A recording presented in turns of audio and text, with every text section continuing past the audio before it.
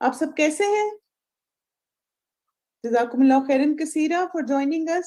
اللہ سبحانہ تعالیٰ آج کا سیشن ہمارے لیے بہت بینیفیشل بنائے اور بہترین علم کی باتیں ہمیں سیکھنے کی توفیق عطا فرمائے اور ان ساری باتوں کو ہمارے لیے علم نافع بنائے جس سے ہم ایمان اور عمل میں اور آگے بڑھیں انشاءاللہ. چلیں دعا کے بعد انشاءاللہ سٹارٹ کرتے ہیں.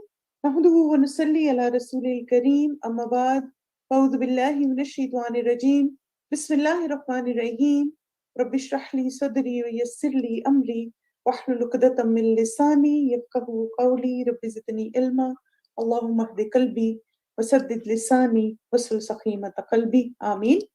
انشاءاللہ آج کا جو ہمارا سیشن ہوگا اس میں دو چیزیں ہم کور کریں گے. پہلی چیز انشاءاللہ کچھ حج کے بارے میں مزید باتیں اخلاص کے حوالے سے، اور پھر اس کے بعد ہمارے پروگرام کا دوسرا حصہ ہوگا مستعاذہ ایک بہت ہی خوبصورت لیکچر ہے ذی الحج میں پہلے 10 دن میں کرنے والے کام کون سے ہیں.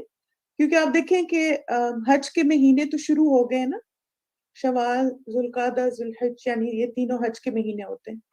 تو اب یہ کہ جیسے ابھی سے آپ اپنی پلاننگ، اپنی تیاری شروع کر دیں تاکہ جب 10 دن جیسے ہی سٹارٹ ہوں آپ فلی بوسٹڈ ہوں ذی الحج کے لیے. جو لوگ حج پہ جا رہے ہیں الحمدللہ ان کے لیے بھی ایک موٹیویشن ہو، وہ بھی اپنی اچھی سی تیاری کریں حج پہ جانے سے پہلے کی. اور جو لوگ حج پہ نہیں جا رہے، آپ نیکسٹ جو مہینہ ہے آپ سوچیں کہ میں نے پہلے 10 دن میں کس طرح زبردست طریقے سے ان دنوں کو گزارنا ہے. اور کچھ چیزیں آپ دیکھیں جو ابھی سے ہم کر سکتے ہیں، خاص طور پہ جیسے اگر آپ کو روزے رکھنے کی عادت نہیں ہے تو منڈے تھرسڈے روزہ رکھنا شروع کر دیں، اور پھر ذی الحج جب آئے تو اس میں پہلے 10 دنوں میں زیادہ سے زیادہ روزہ رکھیں. اور پھر اسی طرح باقی نیکی کے کام دن میں خاص طور پر آپ دیکھیں تکبیرات. تو یہ چیزیں ابھی سے اگر ہم سٹارٹ کر لیں گے تو انشاءاللہ ان 10 دنوں میں ہمیں زیادہ ایزی ہوگا کہ کوئی بھی لمحہ ضائع کیے بغیر ہم ان محبوب دنوں میں اللہ سبحانہ تعالیٰ کے لیے ایسے کام کریں جو ہمارے رب کو بھی پسند ہے. ٹھیک ہے، چلیں اس دعا کو مانگے سب. اللہم ابسط علینا من برکاتک و رحمتک و فضلک و رزقک. اس دعا کو مانگیے اور پھر 1 ٹائپ کریں. اللہم ابسط علینا من برکاتک و رحمتک و فضلک و رزقک. اے اللہ آپ ہم پر اپنی برکتیں، رحمتیں، فضل و کرم اور رزق کشادہ کر دیں. اور یہ ساری وہ باتیں جن کی ہمیں ہر وقت ضرورت ہوتی ہے. ایسا ہی ہے نا؟ انشاءاللہ تعالیٰ جن لوگوں نے ہمیں آج جوائن کیا ہے ان کے لیے کوئک سی اناؤنسمنٹ کہ انشاءاللہ تعالیٰ یہ ویک ہمارا اسپورٹس کا اورینٹیشن ویک تھا. اپنے آپ کو تھوڑا تیار کرنے کے لیے، سب اپنی ریسورسز پریپیئر کرنے کے لیے کتابیں وغیرہ منگوا لیں، ریڈی کر لیں. حج بیت اللہ اور عمرہ تیاری اور طریقہ جو الہدا کی پبلیکیشنز ہیں یہ دونوں آپ اپنے پاس ریڈی کر لیجئے.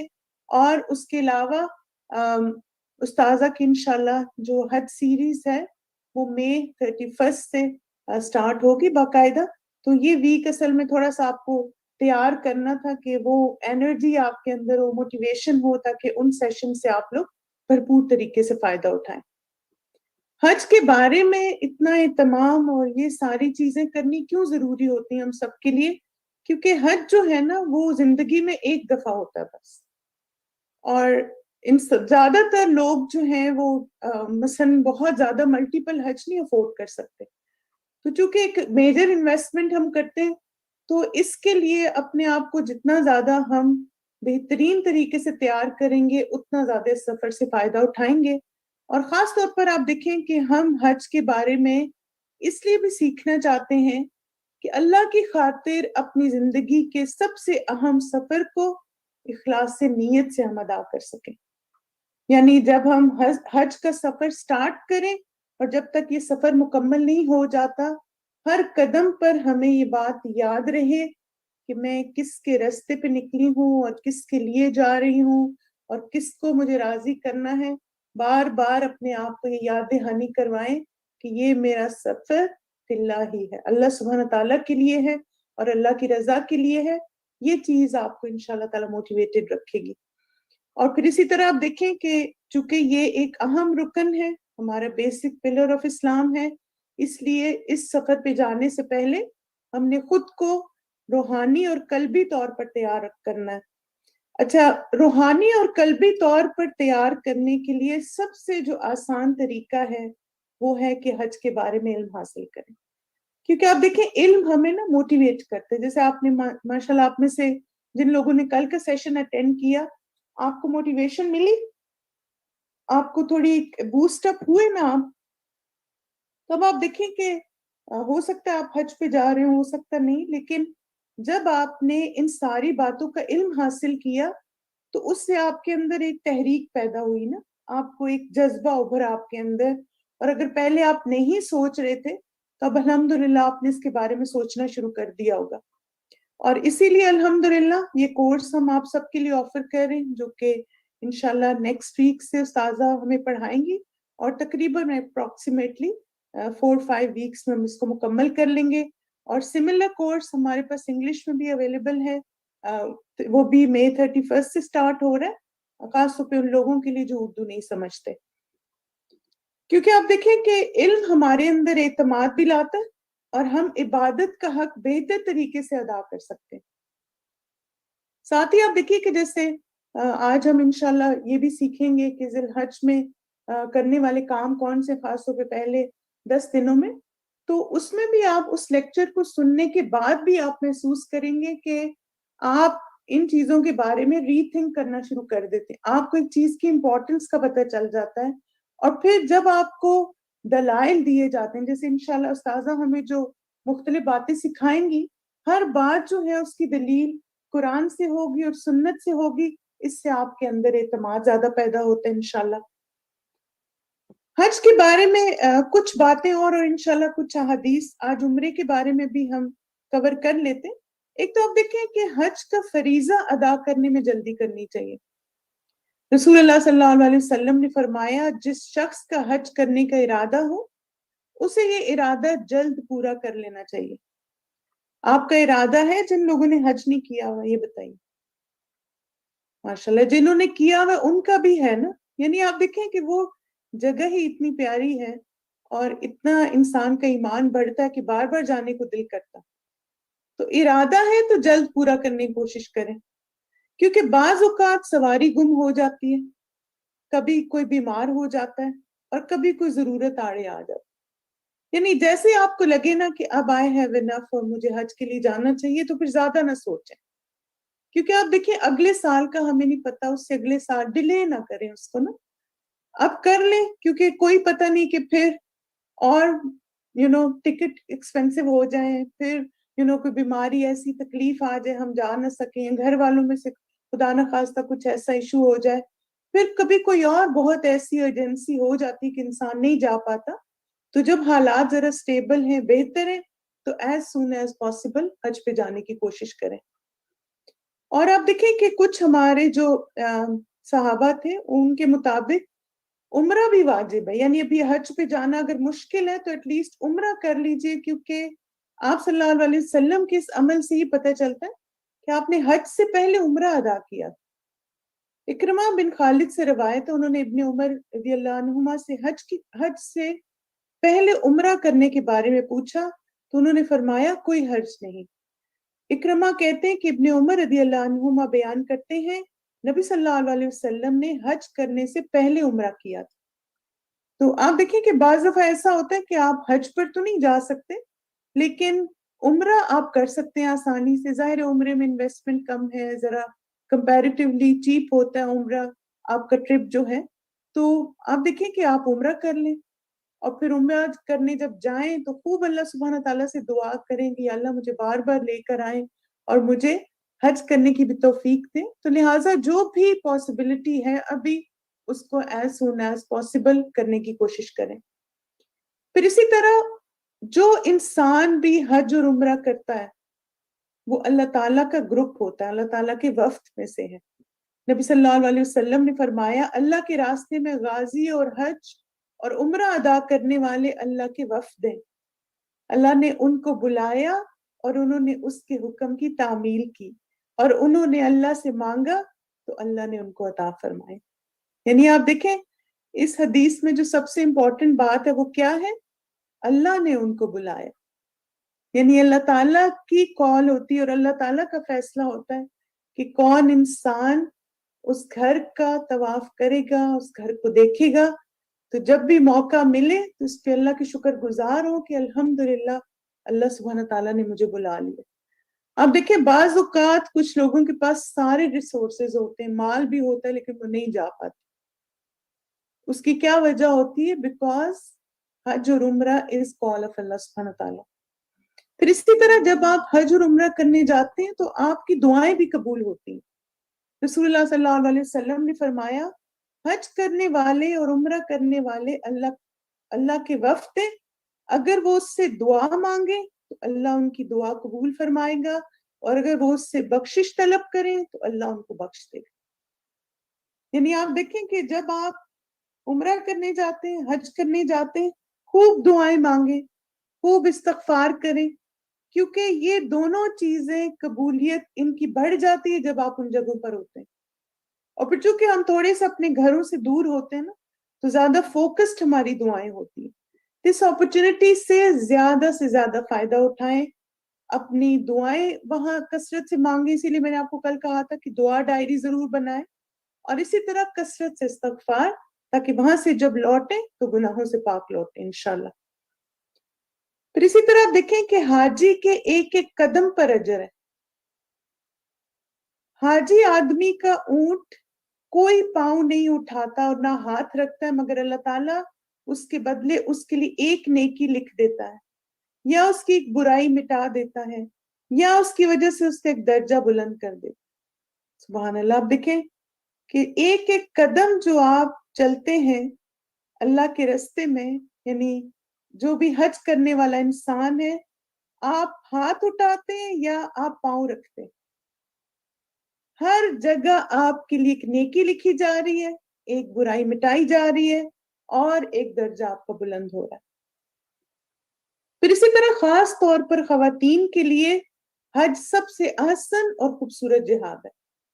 ام المومنین عائشہ رضی اللہ عنہا کہتی ہیں میں نے نبی صلی اللہ علیہ وسلم سے کہا, اے اللہ کے رسول صلی اللہ علیہ وسلم, کیا ہم آپ کے ساتھ جہاد نہ کریں؟ ظاہر آپ دیکھیں اتنی زیادہ فضیلت تھی جہاد کی, اور یعنی ایک شہید کا خون کا قطرہ زمین پر گرنے سے پہلے اس کی بخشش ہو جاتی. تو ظاہر ہے پھر صحابیات کو بھی ایک موٹیویشن ملتی تھی ان باتوں کو پڑھ کے, سن کے, کہ وہ بھی اللہ کے راستے میں جہاد کریں. اسی لیے عائشہ رضی اللہ عنہا نے بھی نبی صلی اللہ علیہ وسلم سے یہ سوال کیا, تو رسول اللہ صلی اللہ علیہ وسلم نے فرمایا تمہارا بہترین جہاد اور خوبصورت حج حج مبرور ہے. عائشہ رضی اللہ عنہا کہتی ہیں کہ رسول اللہ صلی اللہ علیہ وسلم سے یہ سننے کے بعد اب میں کبھی حج ترک نہ کروں گی. یعنی ان کو اتنی موٹیویشن ملی اس بات سے کہ یہ تو عورتوں کے لیے تو یہ جہاد ہے. کیونکہ آپ دیکھیں ظاہر ہے عورتیں تھوڑا جسمانی طور پر بہت ساری چیزیں ان کے ساتھ لگی ہوئی ہوتی ہیں, ان کا سٹرگل زیادہ ہوتا ہے, ویک بھی زیادہ ہوتی ہے, لیکن اس کے باوجود یہ ڈیفیکلٹ سفر کرنا, اس کا ثواب ان کو کیا ملتا ہے. اور اگر یہ سفر حج مبرور ہوگا انشاءاللہ تو اس کا اجر جہاد کے برابر انشاءاللہ. پھر اسی طرح دیکھیے کہ حج اور عمرے میں اخلاص کی اہمیت بہت زیادہ, اس پہ کل بھی ہم نے تھوڑی بات کی تھی. کچھ حدیث آج ہم مزید دیکھتے ہیں, اور خاص طور پہ اس حکم پہ اللہ سبحانہ تعالیٰ کے جو قرآن مجید میں آتا ہے, وہ اتم الحج والعمرۃ للہ, کہ اللہ کے لیے حج اور عمرہ پورا کرو. اور اس میں آپ دیکھیں کہ اخلاص تمام عبادات کی قبولیت کی شرط ہے, اور جو انسان جیسے جس نیت سے عمل کرتا ہے اسی کے مطابق اس کو اجر ملتا ہے. اور یہ آپ نے حدیث سنی بھی ہوگی, صحیح بخاری کی پہلی نمبر 1 حدیث ہے کہ نبی صلی اللہ علیہ وسلم نے فرمایا بے شک اعمال کا دار و مدار نیتوں پر ہے, ہر انسان کے لیے وہی ہے جس کی اس نے نیت کی. آپ دیکھیں آج آپ اس کلاس میں بھی جس نیت سے آئے ہیں نا, اس کے مطابق آپ کو اس کلاس کا ریوارڈ ملے گا. جو کام آپ جس نیت سے سٹارٹ کرتے ہیں, جس نیت سے اینڈ کرتے ہیں, اس کے مطابق آپ کا اجر ہے, اور اسی کے مطابق ہم قیامت کے دن اٹھائے بھی جائیں گے. بعض اوقات ایسا بھی ہوتا ہے کہ آپ ایک کام کو بہت اچھی نیت سے کرتے ہیں اور پھر آپ دیکھیں نتیجہ بہت اچھا نہیں نکلتا، تو سب کیا سوچا کریں کہ آپ کی نیت خالص تھی، اچھی تھی، تھوڑا اگر اس طرح نتائج نہیں نکلے جیسا آپ چاہ رہے تھے تو اسی میں اللہ تعالیٰ کی مصلحت ہے۔ تو جب آپ حج اور عمرے کا سفر شروع کریں تو سب سے پہلا اپنے آپ کو کیا ریمائنڈر دیں کہ اس حج اور عمرے کو کرنے کی میری نیت کیا ہے، اللہ تعالیٰ کی رضا، اس کی خوشی، اس کے لیے خالص ہو کے اس کام کو شروع کریں۔ اور پھر خاص طور پر آپ دیکھیں بہت ہی پیاری حدیث ہے کہ خالص اللہ کا چہرہ چاہنے کے لیے حج اور عمرہ کرنا۔ ابو امامہ باہلی فرماتے ہیں ایک آدمی نبی صلی اللہ علیہ وسلم کے پاس حاضر ہوا اور کہنے لگا آپ بتائیں ایک شخص جنگ کے لیے جاتا ہے اور ثواب اور شہرت دونوں کا طلبگار ہے۔ رسول اللہ صلی اللہ علیہ وسلم نے فرمایا اسے کچھ نہیں ملے گا۔ اس شخص نے یہ سوال 3 دفعہ دہرایا، ہر دفعہ رسول اللہ صلی اللہ علیہ وسلم اسے فرماتے تھے اسے کچھ نہیں ملے گا۔ پھر آپ صلی اللہ علیہ وسلم نے فرمایا بے شک اللہ صرف اس عمل کو قبول فرماتا ہے جو خالص اس کے لیے کیا جائے اور اس کے ذریعے صرف اس کا چہرہ چاہنا مقصود ہے۔ تو ہر عمل، یعنی اگر آپ حج اور عمرہ بھی اللہ تعالیٰ کا چہرہ چاہنے کی نیت سے کریں گے تو انشاءاللہ قیامت کے دن ہم ان VIP میں سے بنیں گے جن کو اللہ تعالیٰ اپنا دیدار کرائیں گے۔ ٹھیک ہے؟ تو کوئی بھی نیکی کا کام، چاہے وہ نماز ہے، روزہ ہے، حج ہے، زکوٰۃ ہے، صلہ رحمی ہے، آپ اپنی نیت کیا کریں؟ لوجہ اللہ، میں اس کو اللہ سبحانہ تعالیٰ کا چہرہ چاہنے کے لیے کر رہی ہوں۔ اور پھر خاص طور پر ریاکاری سے بچنا۔ انس بن مالک سے روایت ہے، وہ کہتے ہیں کہ نبی صلی اللہ علیہ وسلم نے حج کیا تو فرمایا، یعنی یہ دعا ہے حج کی، اللہم حجۃ لا ریاء فیہا ولا سمعۃ، اے اللہ میرے اس حج کو، حج سے نہ دکھاوا مقصود ہے اور نہ شہرت مطلوب ہے۔ کتنی زبردست دعا ہے نا، یعنی نہ تو مجھے شو آف کرنا ہے کہ لوگوں کو بتانا ہے میں نے عمرہ کر لیا، میں نے حج کر لیا، بڑا زبردست پیکج تھا، ایسے ہم گئے، بڑی سہولت رہی، ہوٹلز بڑے زبردست تھے، ٹرانسپورٹ بڑی اچھی تھی، ٹرین نے تو اور چیزیں آسان کر دی۔ نہیں، ہمیں کوئی دکھاوا نہیں کرنا، اور نہ ہمیں کوئی پاپولیرٹی چاہیے کہ لوگ کہیں واہ دیکھو یہ حج کر کے آ گئے، عمرہ کر کے آ گئے، بڑے لکی لوگ ہیں۔ نہیں، چھپا کے رکھیں جتنا چھپا سکتے ہیں اپنی نیکیوں، کیونکہ یہ چیز ہمارے اعمال میں اخلاص پیدا کرتی ہے۔ اب دیکھیں بعض اوقات جب آپ بتانا شروع کر دیتے ہیں نا تو اس میں بھی نیت میں خرابی آ جاتی ہے۔ تو جتنا زیادہ نیکی چھپا کے کی جاتی ہے اتنا زیادہ اس میں اخلاص کے چانسز زیادہ رہتے ہیں۔ تو اللہ سبحانہ تعالیٰ سے دعا ہے اللہ تعالیٰ ہمیں ہمارے اعمال میں اخلاص نیت عطا فرمائے۔ اس دعا کو مانگیے اور پھر انشاءاللہ اپنے اگلے سیشن کی طرف چلتے ہیں۔ اللہم انی اسألک لذۃ النظر الی وجہک والشوق الی لقائک فی غیر ضراء مضرہ ولا فتنۃ مضلہ۔ اے اللہ میں تجھ سے تیرے دیدار کی لذت اور تیری ملاقات کے شوق کا طالب ہوں، اور پناہ چاہتا ہوں تجھ سے اس مصیبت سے جس پر صبر نہ ہو سکے، اور ایسے فتنے سے جو گمراہ کرتے۔ جیسے آپ دیکھیں یہ جو حصہ ہے نا دعا کا پہلا، تو ہم اللہ تعالیٰ سے یہی دعا مانگ رہے کہ یا اللہ مجھے آپ کا چہرہ دیکھنا ہے، کیونکہ آپ دیکھیں قیامت کے دن کچھ لوگ ہوں گے جو اللہ سبحانہ تعالیٰ کو ہر روز دیکھ سکیں گے، یعنی ڈفرینٹ ہر ایک کی فریکوینسی ہوگی اللہ کو دیکھنے کی۔ تو جب آپ کہتے ہیں نا اللہ کا چہرہ، تو وہ بھی ڈیپینڈ کرتے ہیں کہ کتنی محنت کی اس چہرے کو حاصل کرنے کے لیے، اللہ کا دیدار کرنے کے لیے، کیونکہ وہ ڈیپینڈ کرے گا آپ کی فریکوینسی اسی طرح ڈیسائیڈ ہو۔ دنیا میں جتنی اس عمل کے لیے محنت، قیامت کے دن اتنی زیادہ رب سے ملاقات ہے انشاءاللہ۔ تو چلیے مائی ڈیئر اسٹوڈنٹس، اب ہم چلتے ہیں آج کے لیکچر کی طرف، اور آج کا ہمارا لیکچر ہے عشرہ ذو الحجہ اور اعمال صالحہ۔ اور اب دیکھیں کہ جیسے رمضان کی، پورے رمضان میں سب سے زیادہ یعنی پورے مہینے کی فضیلت بہت زیادہ ہے، لیکن خاص طور پر رمضان میں کس چیز کا اہتمام کیا جاتا ہے، کس بات کا آپ کو انتظار بھی رہتا ہے، اور آپ کہتے بہت اس میں محنت کریں گے، اگر کچھ کمی رہے گی تو ان دنوں میں نا زبردست قسم کی عبادت کرنے کی کوشش کریں گے۔ شاباش، آخری 10 راتیں جو ہیں. تو رمضان میں جو راتیں ہیں وہ بڑی امپورٹنٹ ہیں, بڑی وائٹل ہیں. اگرچہ پورا دن ہی بڑا امپورٹنٹ ہوتا ہے, ہم روزہ بھی رکھتے ہیں, باقی بھی نیکیاں کرتے ہیں, جس طرح رمضان کی راتیں بڑی وائٹل ہوتی ہیں نا, اسی طرح آپ دیکھیں ذوالحجہ کے پہلے 10 دن بڑے وائٹل. نارملی ہم جتنا اہتمام رمضان کی آخری 10 راتوں کا کرتے ہیں, اتنا اہتمام ذی الحج کے 10 دنوں کا نہیں کرتے. بس ہمیں یہ پتا ہوتا ہے 9 ذی الحج کا روزہ رکھنا ہے مجھے, اور 10 ذی الحج کو قربانی ہوگی, اور بس عید کی نماز جاتے ہوئے تکبیرات پڑھنی, اور پہلے 8 دن کے بارے میں ہم کوئی تیاری ہی نہیں کرتے. تو اس لیکچر کو سننے کا مقصد کیا ہے ہمارا, کہ جس طرح ہم رمضان کی راتوں کا اہتمام کرتے ہیں, اسی طرح انشاءاللہ ذی الحج کے مہینے کی پہلی 10 دنوں کا بھی اہتمام کریں. تو ریڈی ہیں آپ سب؟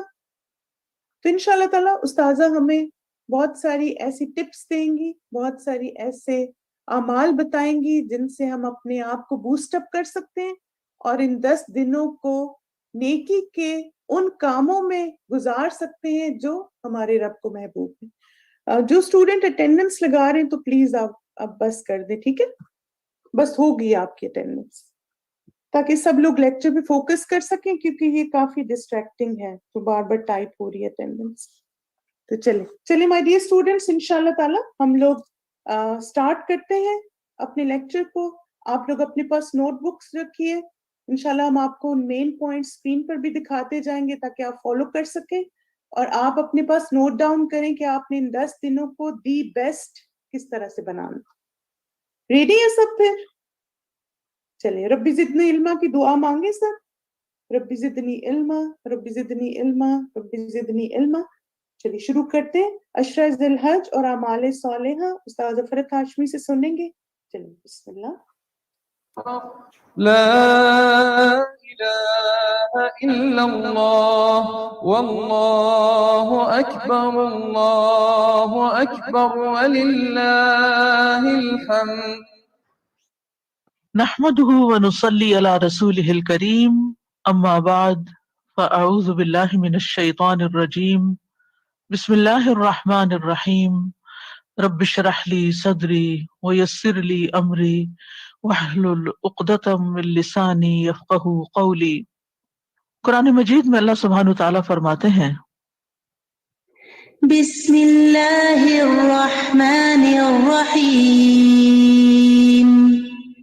والفجر وليال عشر والشفع والوتر والليل إذا يسر هل في ذلك قسم لذي حجر.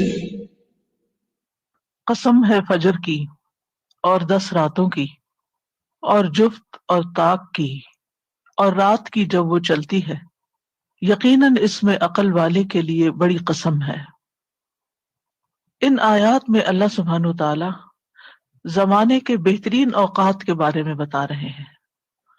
فجر کی قسم کھائی گئی تو فجر کے وقت کی بلیسنگز اور فجر کے وقت کی جو ورچوز ہیں یا اس کا جو ثواب ہے اس میں عبادت کرنے کا وہ ہم سب جانتے ہیں. پھر ولیال نشر اور 10 راتوں کی, اس سے مراد مفسرین نے رمضان کی 10 راتیں بھی لی ہیں اور ذوالحجہ کے پہلے 10 دن بھی لیے ہیں, کیونکہ لیال کا لفظ دن اور رات دونوں کے لیے استعمال ہوتا ہے. والشفع والوتر اور جفت اور طاق کی, جفت ایون اور طاق آڈ نمبر. تو طاق سے مراد 10 ذی الحجہ جس میں قربانی کی جاتی ہے, وہ بھی سال کے بہترین دنوں میں سے ایک دن ہے. اور وتر جو ہے وہ 9 ذی الحجہ جو عرفہ کا دن ہے, جس میں ایک دن کا روزہ رکھنا 2 سال کے گناہوں کو معاف کرنے کا باعث بنتا ہے. اور پھر حج ہوتا ہے اس دن اتنے لوگوں کے گناہ معاف ہوتے ہیں جتنے پورے سال میں کسی دن نہیں ہوتے. واللیل اذا یسر, رات جب چلتی ہے یعنی رات کا آخری حصہ تہجد کا وقت جو ہوتا ہے وہ رات کا بہترین حصہ ہوتا ہے. تو دن کا بہترین حصہ, رات کا بہترین حصہ, 10 بہترین راتیں, 10 بہترین دن, قربانی کا دن, حج کا دن, یعنی زمانے کے اور وقت کے جو بہترین اوقات ہیں ان سب کو یہاں پر جمع کر دیا گیا ہے. حل فی ذالک قسم لذی حجر، یقیناً اس میں عقل والے کے لیے بڑی قسم، یعنی اللہ تعالیٰ نے ان چیزوں کا جو ذکر کیا ہے، ان کو جو گواہ بنایا ہے، اس میں ایک بہت بڑا سبق ہے جس پر ہم سب کو غور کرنا چاہیے۔ تو آج ہم خاص طور پر ذی الحجہ کے پہلے 10 دنوں کا ذکر کریں گے اور ان کی ہمارے دین میں کیا اہمیت اور فضیلت ہے۔ اس بارے میں آپ بہت سی باتیں پہلے سے جانتے بھی ہیں، لیکن یہ ایک یاد دہانی ہے میرے لیے، آپ سب کے لیے، تاکہ ہم اپنے وقت سے بہترین فائدہ اٹھا سکیں۔ تو پہلی بات تو یہ ہے کہ یہ دنیا کے افضل ترین ایام ہے۔ اللہ سبحانہ و تعالیٰ نے اپنی مخلوقات کے درمیان فرق رکھا ہے، بعض کو بعض پر درجات میں بلندی عطا کی ہے، بعض دنوں اور مہینوں کو دوسرے دنوں اور مہینوں پر فضیلت دی ہے، اور ذی الحجہ کے پہلے 10 دنوں کو دنیا کے تمام دنوں میں بہترین دن قرار دیا گیا ہے، اور ان 10 دنوں میں قربانی کے دن کو سب سے افضل بنایا گیا ہے۔ اسی طرح ہفتے کے دنوں میں سے جمعے کا دن جو ہے وہ سب سے افضل ترین دن ہے، یعنی بہترین دن جس پر سورج طلوع ہوتا ہے وہ جمعے کا دن ہے۔ اور پھر راتوں میں سے رمضان کی راتیں جو آخری راتیں ہیں، اور ان میں سب سے افضل پھر لیلۃ القدر ہے، یعنی افضل میں سے بھی افضل کا ذکر کیا گیا ہے۔ ان خاص مواقع کا ذکر کیوں کیا گیا اور ان کی خاص اہمیت کیوں ہے؟ یہ دراصل ہمارے لیے اللہ کی رحمت پانے کا ایک عظیم موقع ہے، تاکہ ہم جب روزمرہ کی زندگی کے دنوں میں ایک روٹین کی عبادت میں آ جاتے ہیں تو پھر خاص دن آ جاتا ہے تو ہم شعوری طور پر پھر بہترین طریقے سے محنت کرتے ہیں۔ تو یہ اللہ سبحانہ تعالیٰ کا بندے پر ایک عطیہ ہے، ایک انعام ہے، ایک خوبصورت تحفہ ہے کہ جسے ہمیں قبول کرنے چاہیے تاکہ ہمارے درجات بلند ہوں، ہماری کمی کوتاہی پوری ہو جائے، اور جن چیزوں سے ہم محروم ہیں ان کو پورا کر لیں، اور ان دنوں میں خوب محنت کریں اور اللہ سبحانہ تعالیٰ کی رحمتوں کو تلاش کریں۔ رمضان گزرا، ہم نے محنت کی، لیکن ہم میں سے کوئی یہ نہیں کہہ سکتا کہ ہم نے اس کا حق ادا کر دیا۔ پھر اسی طرح شوال کے روزے ہمارے بندے جس طرح بھی رکھے، لیکن ہم نے حق ادا نہیں کیا۔ پھر ذوالقعدہ کا مہینہ جو ہے یہ حج کی تیاریوں اور حرام مہینوں میں سے ایک مہینہ ہے، لیکن اس میں بھی ہم نے کیا خاص عبادت کی یا اس کی حرمتوں کا کیا لحاظ رکھا۔ تو پھر اللہ سبحانہ تعالیٰ ایک اور موقع ہمیں دے رہے ہیں، یعنی ذی الحجہ کے یہ پہلے 10 دنوں کا، کہ اس میں ہم پھر اللہ تعالیٰ کی طرف متوجہ ہوں۔ یہ دن دنیا کے دنوں میں سب سے بہترین دن ہے، اور مطلقاً ایبسولوٹلی حدیث میں آتا ہے، سنن الترمذی کی روایت ہے، عن ابن عباس رضی اللہ عنہما قال قال رسول اللہ صلی اللہ علیہ وسلم ما من ایام العمل الصالح فیہن احب الی اللہ من هذه الايام العشر فقالوا یا رسول اللہ ولا الجہاد فی سبیل اللہ فقال رسول اللہ صلی اللہ علیہ وسلم ولا الجہاد فی سبیل اللہ الا رجل خرج بنفسه وماله فلم يرجع من ذلك بشيء۔ ابن عباس رضی اللہ عنہما کہتے ہیں کہ رسول اللہ صلی اللہ علیہ وسلم نے فرمایا، ذی الحجہ کے 10 دنوں کے مقابلے میں دوسرے کوئی دن ایسے نہیں جن میں نیک عمل اللہ کو ان دنوں سے زیادہ محبوب ہو۔ لوگوں نے عرض کیا، اللہ کے رسول، اللہ کی راہ میں جہاد کرنا بھی نہیں؟ تو رسول اللہ صلی اللہ علیہ وسلم نے فرمایا، اللہ کی راہ میں جہاد کرنا بھی نہیں، سوائے اس مجاہد کے جو اپنی جان اور مال دونوں اللہ کے راستے میں لے کے نکلے، پھر کسی چیز کے ساتھ واپس نہ آئے۔ بعض علماء کہتے ہیں کہ یہ بات حضرت مصعب بن عمیر کے بارے میں پٹاتی ہے کہ وہ کیسی زندگی گزار رہے تھے، شان و شوکت والی، اور پھر کس طرح اللہ کے راستے میں ہجرت کی، مدینہ میں گئے، نبی صلی اللہ علیہ وسلم سے پہلے جا کر وہاں پر فضا ہموار کی، لوگوں کو مسلمان کیا، ان کو قرآن پڑھایا، اور پھر شہید ہو گئے۔ اور جب ان کی شہادت ہوئی تو ان کے پاس اتنا بھی مال نہیں تھا کہ جس سے ان کو پراپرلی کفن دیا جا سکے۔ تو اتنا بڑا مقام اور اتنا بڑا درجہ کس کا ہو سکتا ہے؟ یعنی ایسی قربانی کون سوچ سکتا ہے کہ ہم میں سے کسی نے کی ہو؟ دین کے راستے میں مشکلات آتی ہیں یا ہم سیکریفائسز کرتے ہیں، لیکن اس درجے کی سیکریفائس کہ کچھ بھی نہ بچے انسان کا، کچھ بھی اس کے پاس نہ رہے اور دنیا سے خالی ہاتھ جائے، تو ایسا کرنا انسان عام طور پر سوچ بھی نہیں سکتا۔ اس جیسا عمل اگر کوئی کرے تو پھر وہ تو سب سے افضل ہے ہی، لیکن اس کے علاوہ جو باقی اعمال ہیں ان سب میں جو بھی عمل انسان سال بھر کرتا ہے اس سے زیادہ افضل ہے کہ ان دنوں میں کوئی کام انسان کرے۔ مسند احمد کی روایت میں آتا ہے ان النبی صلی اللہ علیہ وسلم انہ قال ما عمل افضل منہ فی هذه الایام یعنی الایام العشر۔ نبی صلی اللہ علیہ وسلم نے فرمایا ان دنوں یعنی عشرہ ذی الحجہ میں کیے گئے عمل سے افضل کوئی عمل نہیں ہے۔ اسی طرح ان دنوں میں کیا گیا عمل سب سے پاکیزہ عمل ہے، افضل عمل بھی کہا گیا اور ازکا عمل بھی کہا گیا۔ صحیح ترغیب و ترہیب کی روایت میں ہے ما من عمل ازکا عند اللہ ولا اعظم اجرا من خیر یعملہ فی عشر الاضحی۔ نبی صلی اللہ علیہ وسلم نے فرمایا اللہ کے نزدیک ذی الحجہ کے 10 دنوں میں نیک اعمال کرنا بہت زیادہ پاکیزگی اور بہت بڑے ثواب کا باعث ہے، لہذا تیار رہیں، کیونکہ جس کام کو کرنے کے لیے انسان پہلے سے تیاری شروع کر دیتا ہے جب موقع آتا ہے تو پھر انسان اس کام کو آسانی سے کر لیتا ہے۔ تو ابھی سے پلاننگ شروع کر دیں تاکہ ہم ان دنوں کے اجر و ثواب سے محروم نہ رہیں۔ ان دنوں میں فرائض اور نوافل دونوں کا اجر زیادہ ہو جاتا ہے، یعنی باقی دنوں کی نسبت بڑھ جاتا ہے، لیکن ہمیں بہرحال فرائض پر خاص طور پر توجہ کرنی چاہیے۔ خصوصاً آپ دیکھیے کہ ابن عباس کی روایت میں آتا ہے کہ نبی صلی اللہ علیہ وسلم نے جو فرمایا کہ جو عمل ان 10 دنوں میں کیا جائے اس کے مقابلے میں دوسرے دنوں کا کوئی عمل افضل نہیں۔ یہ صحیح بخاری کی روایت میں آتا ہے۔ لوگوں نے عرض کیا کیا جہاد بھی اس کے برابر نہیں؟ آپ نے فرمایا جہاد بھی اس کے برابر نہیں، سوائے اس شخص کے جس نے اپنی جان اور مال کو خطرے میں ڈالا اور کوئی چیز واپس لے کر نہ لوٹا۔ تو پھر ہمیں کوئی بھی کام ہو، فرض ہو یا نفل ہو، سبھی کی طرف توجہ دینی ہے، لیکن فرائض کی قیمت پر نہیں۔ بعض لوگ فرائض کو پھر چھوڑ کر صرف نفلی کاموں کے پیچھے لگ جاتے ہیں تو وہ بھی درست نہیں۔ جب نوافل کا بھی ذکر کر دیا گیا تو اس کا مطلب یہ ہے کہ کوئی بھی کام جو ہم کریں گے، چاہے نماز ہے مثلا، تو ان دنوں میں پڑھی جانے والی نماز کے فرض اور نفل جو ہیں وہ عام دنوں میں پڑھی جانے والی، یعنی سال بھر میں پڑھی جانے والی نمازوں کے فرض اور نفل سے افضل ہوگی۔ اسی طرح روزہ ہے، قرآن کی قرات ہے، ذکر ہے، دعا ہے، اللہ کی بارگاہ میں عاجزی اور تضرع کرنا، والدین کے ساتھ احسان کرنا، اگر زندہ ہے تب بھی اور اگر فوت ہو چکے ہیں تو ان کی طرف سے صدقہ خیرات کرنا، صلہ رحمی کرنا، لوگوں کی ضروریات پوری کرنا، بیماروں کی تیمارداری کرنا، جنازوں میں شرکت کرنا، یہ مردوں کے لیے، پڑوسیوں کے ساتھ حسن سلوک کرنا، کھانا کھلانا، اور وہ سارے نیک اعمال جن کا فائدہ دوسروں کو پہنچتا ہے، یعنی کسی بھی طرح ہم کسی دوسرے کو جو فائدہ پہنچاتے ہیں وہ سب اس میں شامل ہو جاتا ہے۔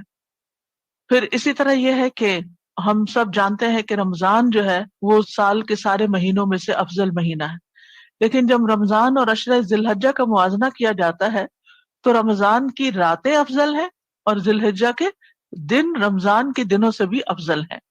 عام طور پر لوگ رمضان میں تو چونکہ سب مل کے عبادت کر رہے ہوتے ہیں تو عبادت کرنا بھی آسان ہوتا ہے اور سب نیکیوں کی طرف راغب ہوتے ہیں، لیکن عشرہ ذی الحجہ میں عام طور پر لوگوں کو اس کی فضیلت ہی پتہ نہیں ہوتی، پھر سب لوگ اس کا اہتمام بھی نہیں کرتے، تو پھر وہ کام کرنا بھی مشکل ہو جاتا ہے۔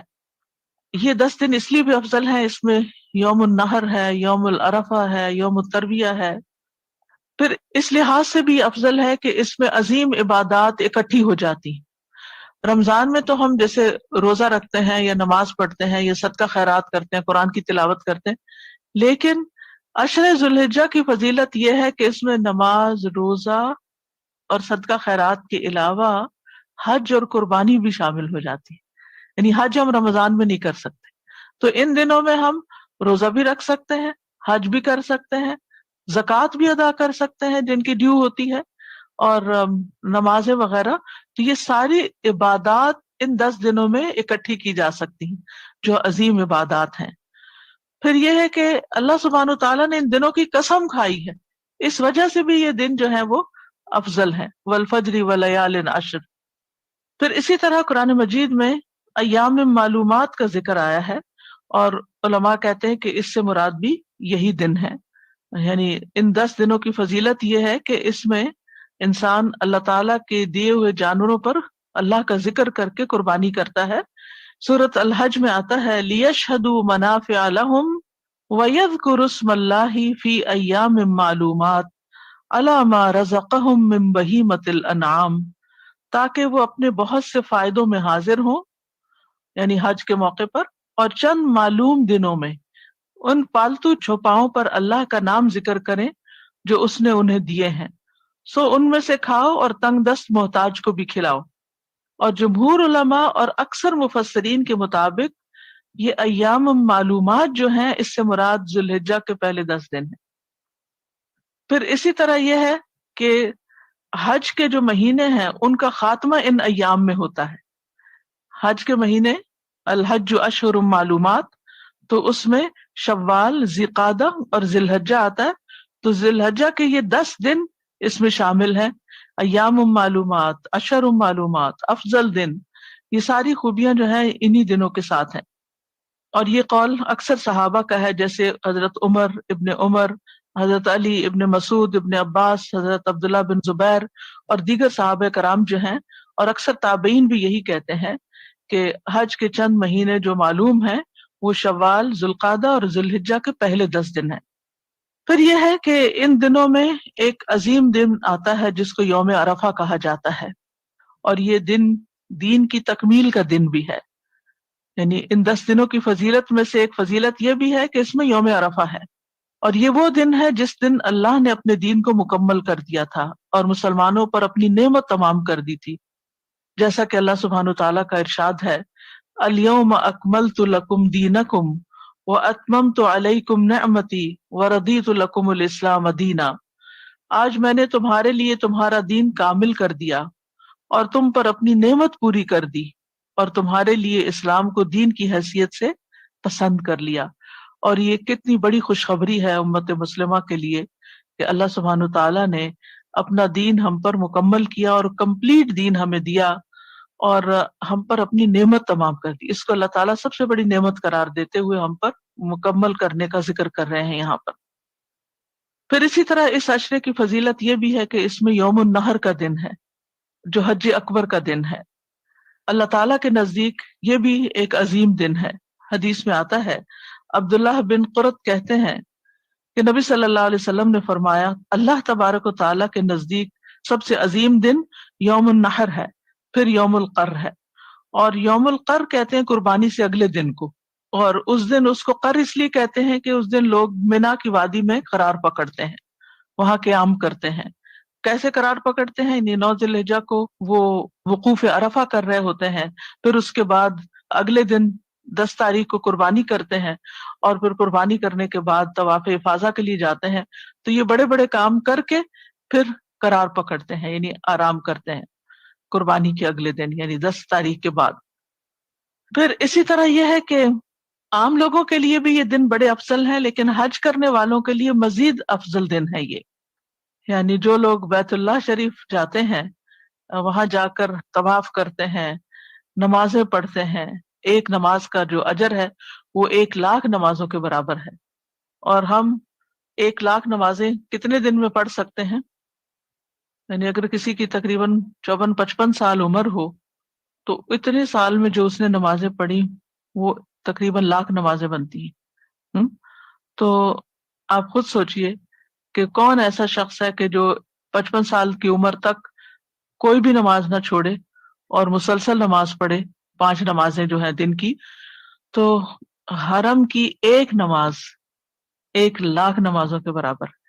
اور پھر افضل جگہ، افضل دن اور افضل عمل، یہ سارے جب ایک جگہ اکٹھے ہو جاتے ہیں تو یہ سارے کیا ہو جاتے ہیں؟ ان کا اجر اور ثواب اور ریوارڈ کئی گنا زیادہ بڑھ جاتا ہے، کیونکہ زمانے کے اعتبار سے اور مکان کے اعتبار سے ان دنوں کو وہاں پر افضلیت ملتی ہے۔ پھر اسی طرح یہ ہے کہ ان دنوں میں انتھک محنت کی جاتی ہے، یہ انتھک محنت والے ایام ہیں۔ سلف صالحین جو تھے ان دنوں نیکی کے کاموں میں خوب محنت کرتے تھے۔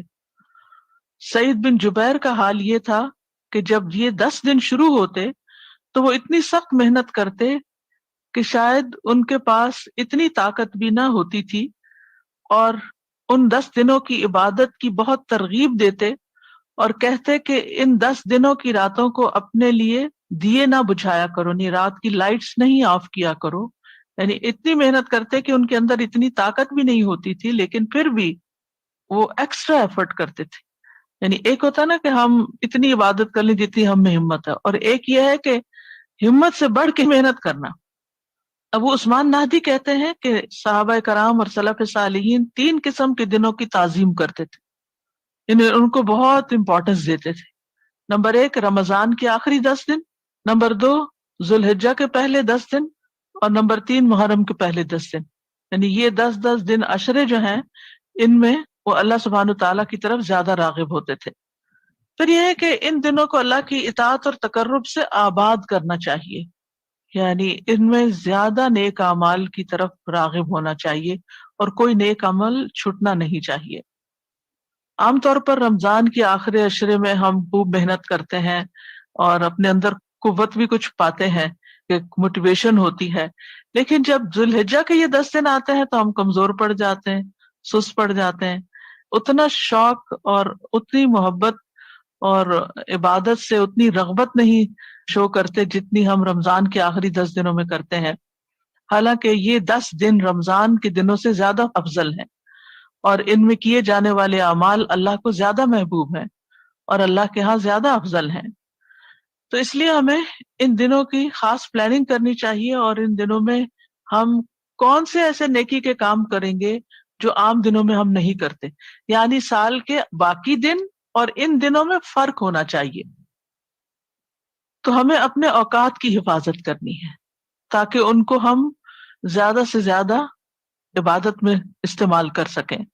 اور اوقات کی حفاظت کس سے؟ نیند سے، لہو و لعب چیزوں میں اپنا وقت ضائع کرنے سے، ادھر ادھر کی باتوں سے، سوشل میڈیا پہ بیٹھے رہنے سے، ادھر ادھر کے ویڈیو کلپس دیکھنے میں، ٹی وی کے آگے بیٹھنے میں اپنا وقت ضائع نہیں کریں۔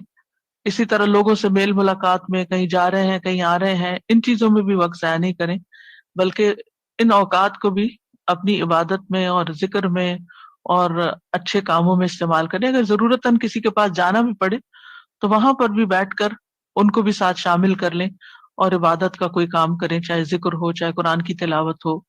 بچوں کو بھی اکٹھا کر لیں، ان سے بھی ذکر کروائیں، ان سے تسبیحات پڑھوائیں، ان سے قرآن کی تلاوت کروائیں، تاکہ انہیں معلوم ہو کہ یہ عبادت کے دن ہے۔ ان 10 دنوں کا سب سے افضل عمل جو ہے وہ حج ہے۔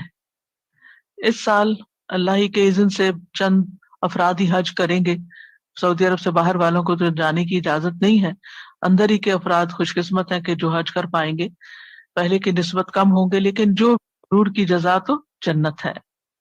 تو حج کے موقع پر انسان ایک طرف اپنے فرائض ادا کرے، دوسری طرف ہر طرح کے حرام کاموں سے بچے، لوگوں کے ساتھ بھلائی کرے، سلام کرے، کھانا کھلائے، اللہ کا ذکر کثرت سے کرے۔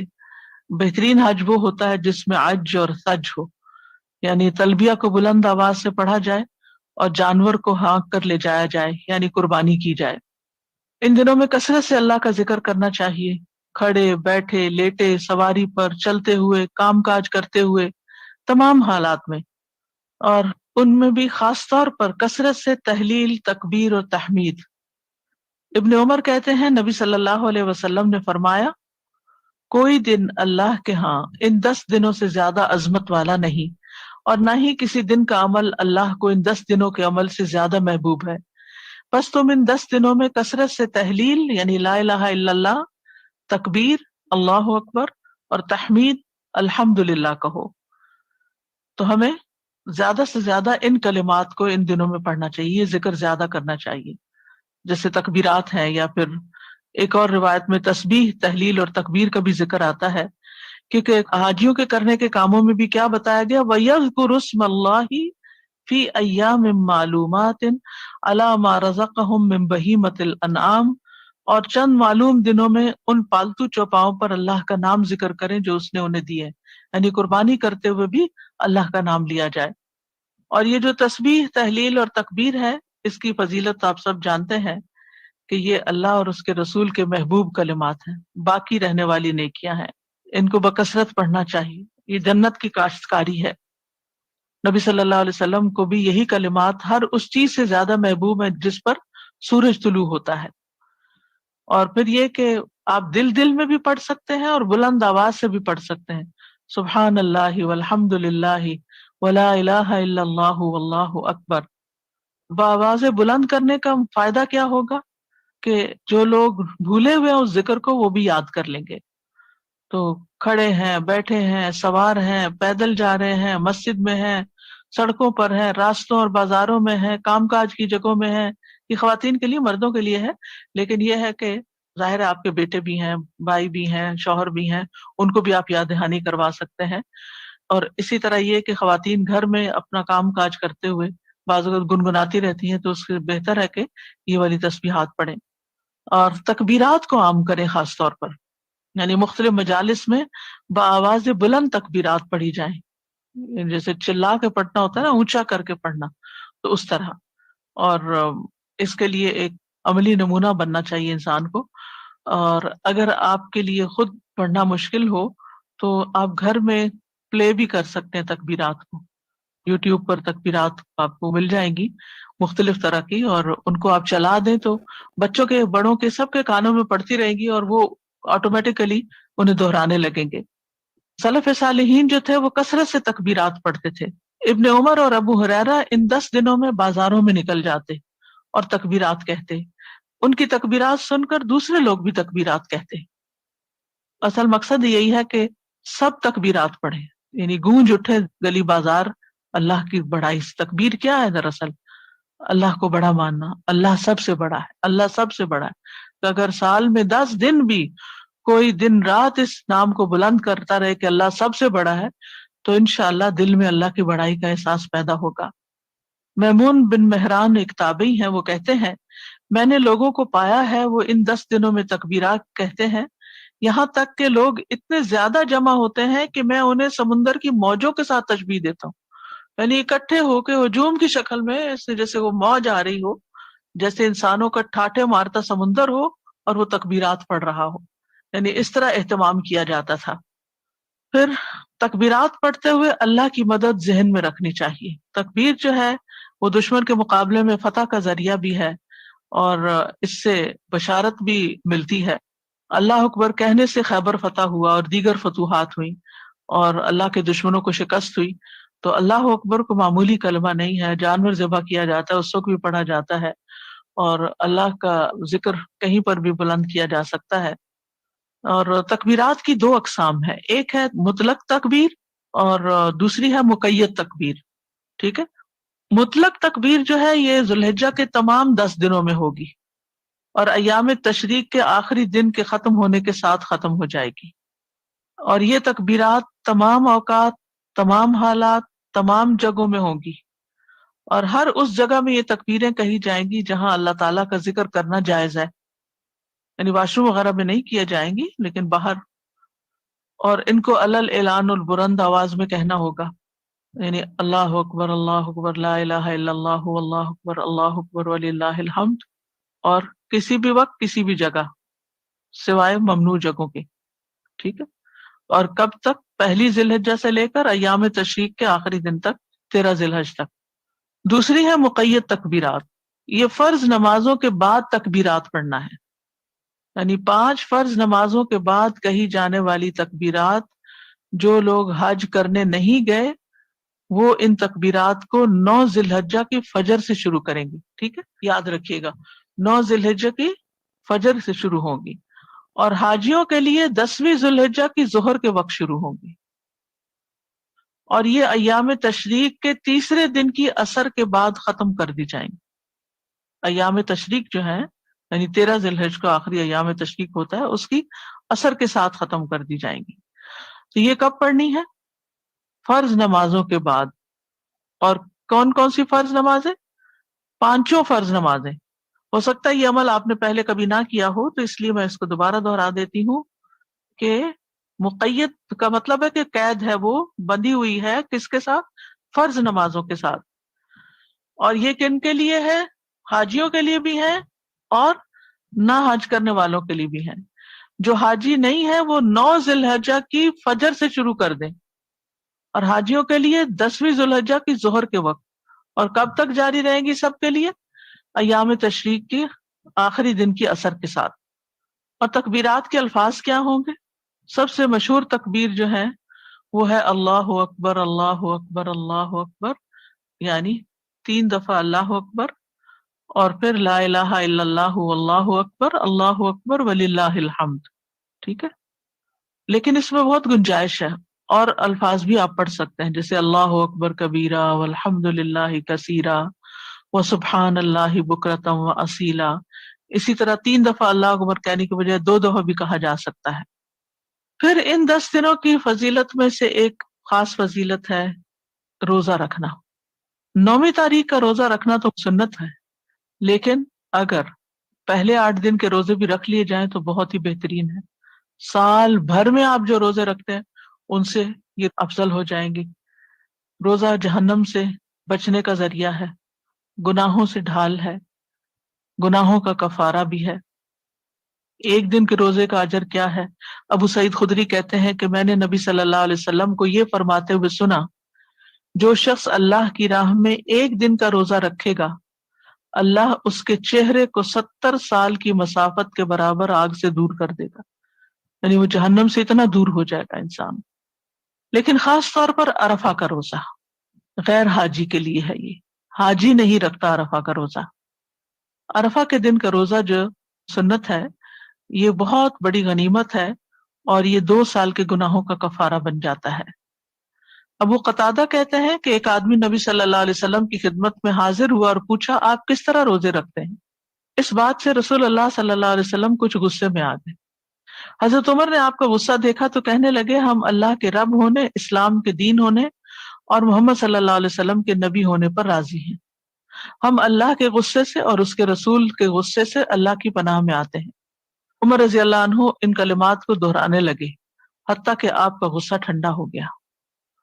تو عمر رضی اللہ عنہ نے کہا کہ اللہ کے رسول، اس شخص کا کیا حکم ہے جو سال بھر مسلسل روزہ رکھتا ہے؟ آپ نے فرمایا، نہ اس نے روزہ رکھا نہ افطار کیا، یا فرمایا کہ اس نے روزہ نہیں رکھا اور اس نے افطار بھی نہیں کیا. یعنی یہ تو رکھنا نہ رکھنا برابر ہے اگر ہر روز ہی رکھتے ہیں. عمر رضی اللہ عنہ نے کہا کہ اس کا کیا حکم ہے جو 2 دن روزہ رکھتا ہے اور 1 دن افطار کرتا ہے؟ آپ نے فرمایا، کیا کوئی اس کی طاقت رکھتا ہے؟ پوچھا، اس کا کیا حکم ہے جو 1 دن روزہ رکھتا ہے اور 1 دن افطار کرتا ہے؟ فرمایا، یہ داؤد علیہ السلام کا روزہ ہے. انہوں نے پوچھا، اس آدمی کا کیا حکم ہے جو 1 دن روزہ رکھے اور 2 دن افطار کرے؟ آپ نے فرمایا، مجھے پسند ہے کہ مجھے اس سے طاقت مل جاتی ہے، یعنی 1 دن روزہ رکھ کے 2 دن افطار. پھر رسول اللہ صلی اللہ علیہ وسلم نے فرمایا، ہر مہینے کے 3 روزے اور 1 رمضان کے روزوں سے لے کر دوسرے رمضان کے روزے، یہ عمل سارے سال کے روزوں کے برابر ہے. یعنی اگر کوئی شخص رمضان سے رمضان تک ہر مہینے 3 روزے رکھتا ہے تو گویا وہ پورا سال روزے سے رہا ہے. اور عرفہ کے دن کا روزہ میں اللہ سے امید رکھتا ہوں پچھلے سال کے گناہوں کا کفارہ بن جائے گا اور اگلے سال کے گناہوں کا بھی. اور یوم عاشورہ کا روزہ میں اللہ سے امید رکھتا ہوں پچھلے سال کے گناہوں کا کفارہ بن جائے گا. تو اس طرح 3 سال کے گناہوں کا کفارہ ہو جاتا ہے جب انسان یہ روزہ رکھتا ہے. آپ دیکھیے کس طرح، مثلا 9 ذی الحجہ کا آپ نے روزہ رکھا نا، تو سال اینڈ ہو رہا ہے، تو اب کیا ہے، پچھلا سال جو تھا اس کا کفارہ ہو گیا، اور ایک اگلا سال جو محرم سے شروع ہوگا اس کا. اب محرم آیا تو آپ نے پھر روزہ رکھا تو ایک پچھلے سال کا کفارہ ہو گیا. یعنی آپ 1441 کی ذی الحجہ میں روزہ رکھ رہے ہیں عرفہ کا، ٹھیک ہے، تو اس سے آپ کے پچھلے سال کے گناہ اور اگلے سال کے گناہ معاف ہو گئے. 1440 کے بھی ہو گئے اور 1442 کے بھی ہو گئے، ٹھیک ہے. اب جب محرم آئے گا تو پچھلے 1 سال کے گناہ معاف ہو جائیں گے، تو وہ کون سے ہو جائیں گے؟ 1441 کے. تو اس طرح 1440 کے گناہ بھی معاف ہو گئے، 41 کے بھی ہو گئے اور 42 کے بھی ہو گئے. تو کتنا اجر ہے، کتنا فائدہ ہے ان روزوں کے رکھنے کا. تھوڑی سی ہمت، تھوڑی سی محنت، تھوڑی سی پلاننگ. پھر یہ کہ 9 ذی الحجہ کا روزہ رکھنا ہو تو نیت رات سے ہی کر لینی چاہیے، ٹھیک ہے، تاکہ کامل اجر مل جائے اور اس میں کوئی کمی نہ ہو. پھر گھر والوں کو بھی اس دن کا روزہ رکھوانا چاہیے، اپنے اہل و عیال کو، اپنے بچوں کو. سعید بن جبیر کہا کرتے تھے کہ اپنے غلاموں کو بھی جگا دیا کرو کہ وہ یوم عرفہ کا روزہ رکھ لیں. اور پھر نیت کیا ہونی چاہیے کہ اللہ تعالیٰ اس سے میرے گناہ معاف کر دے. جب 9ویں ذی الحجہ کا سورج غروب ہو تو گناہوں کا سورج بھی غروب ہو جائے. پھر یہ ہے کہ ان 10 دنوں میں اللہ سے تجارت کریں. اور نفع بخش تجارت کیا ہے؟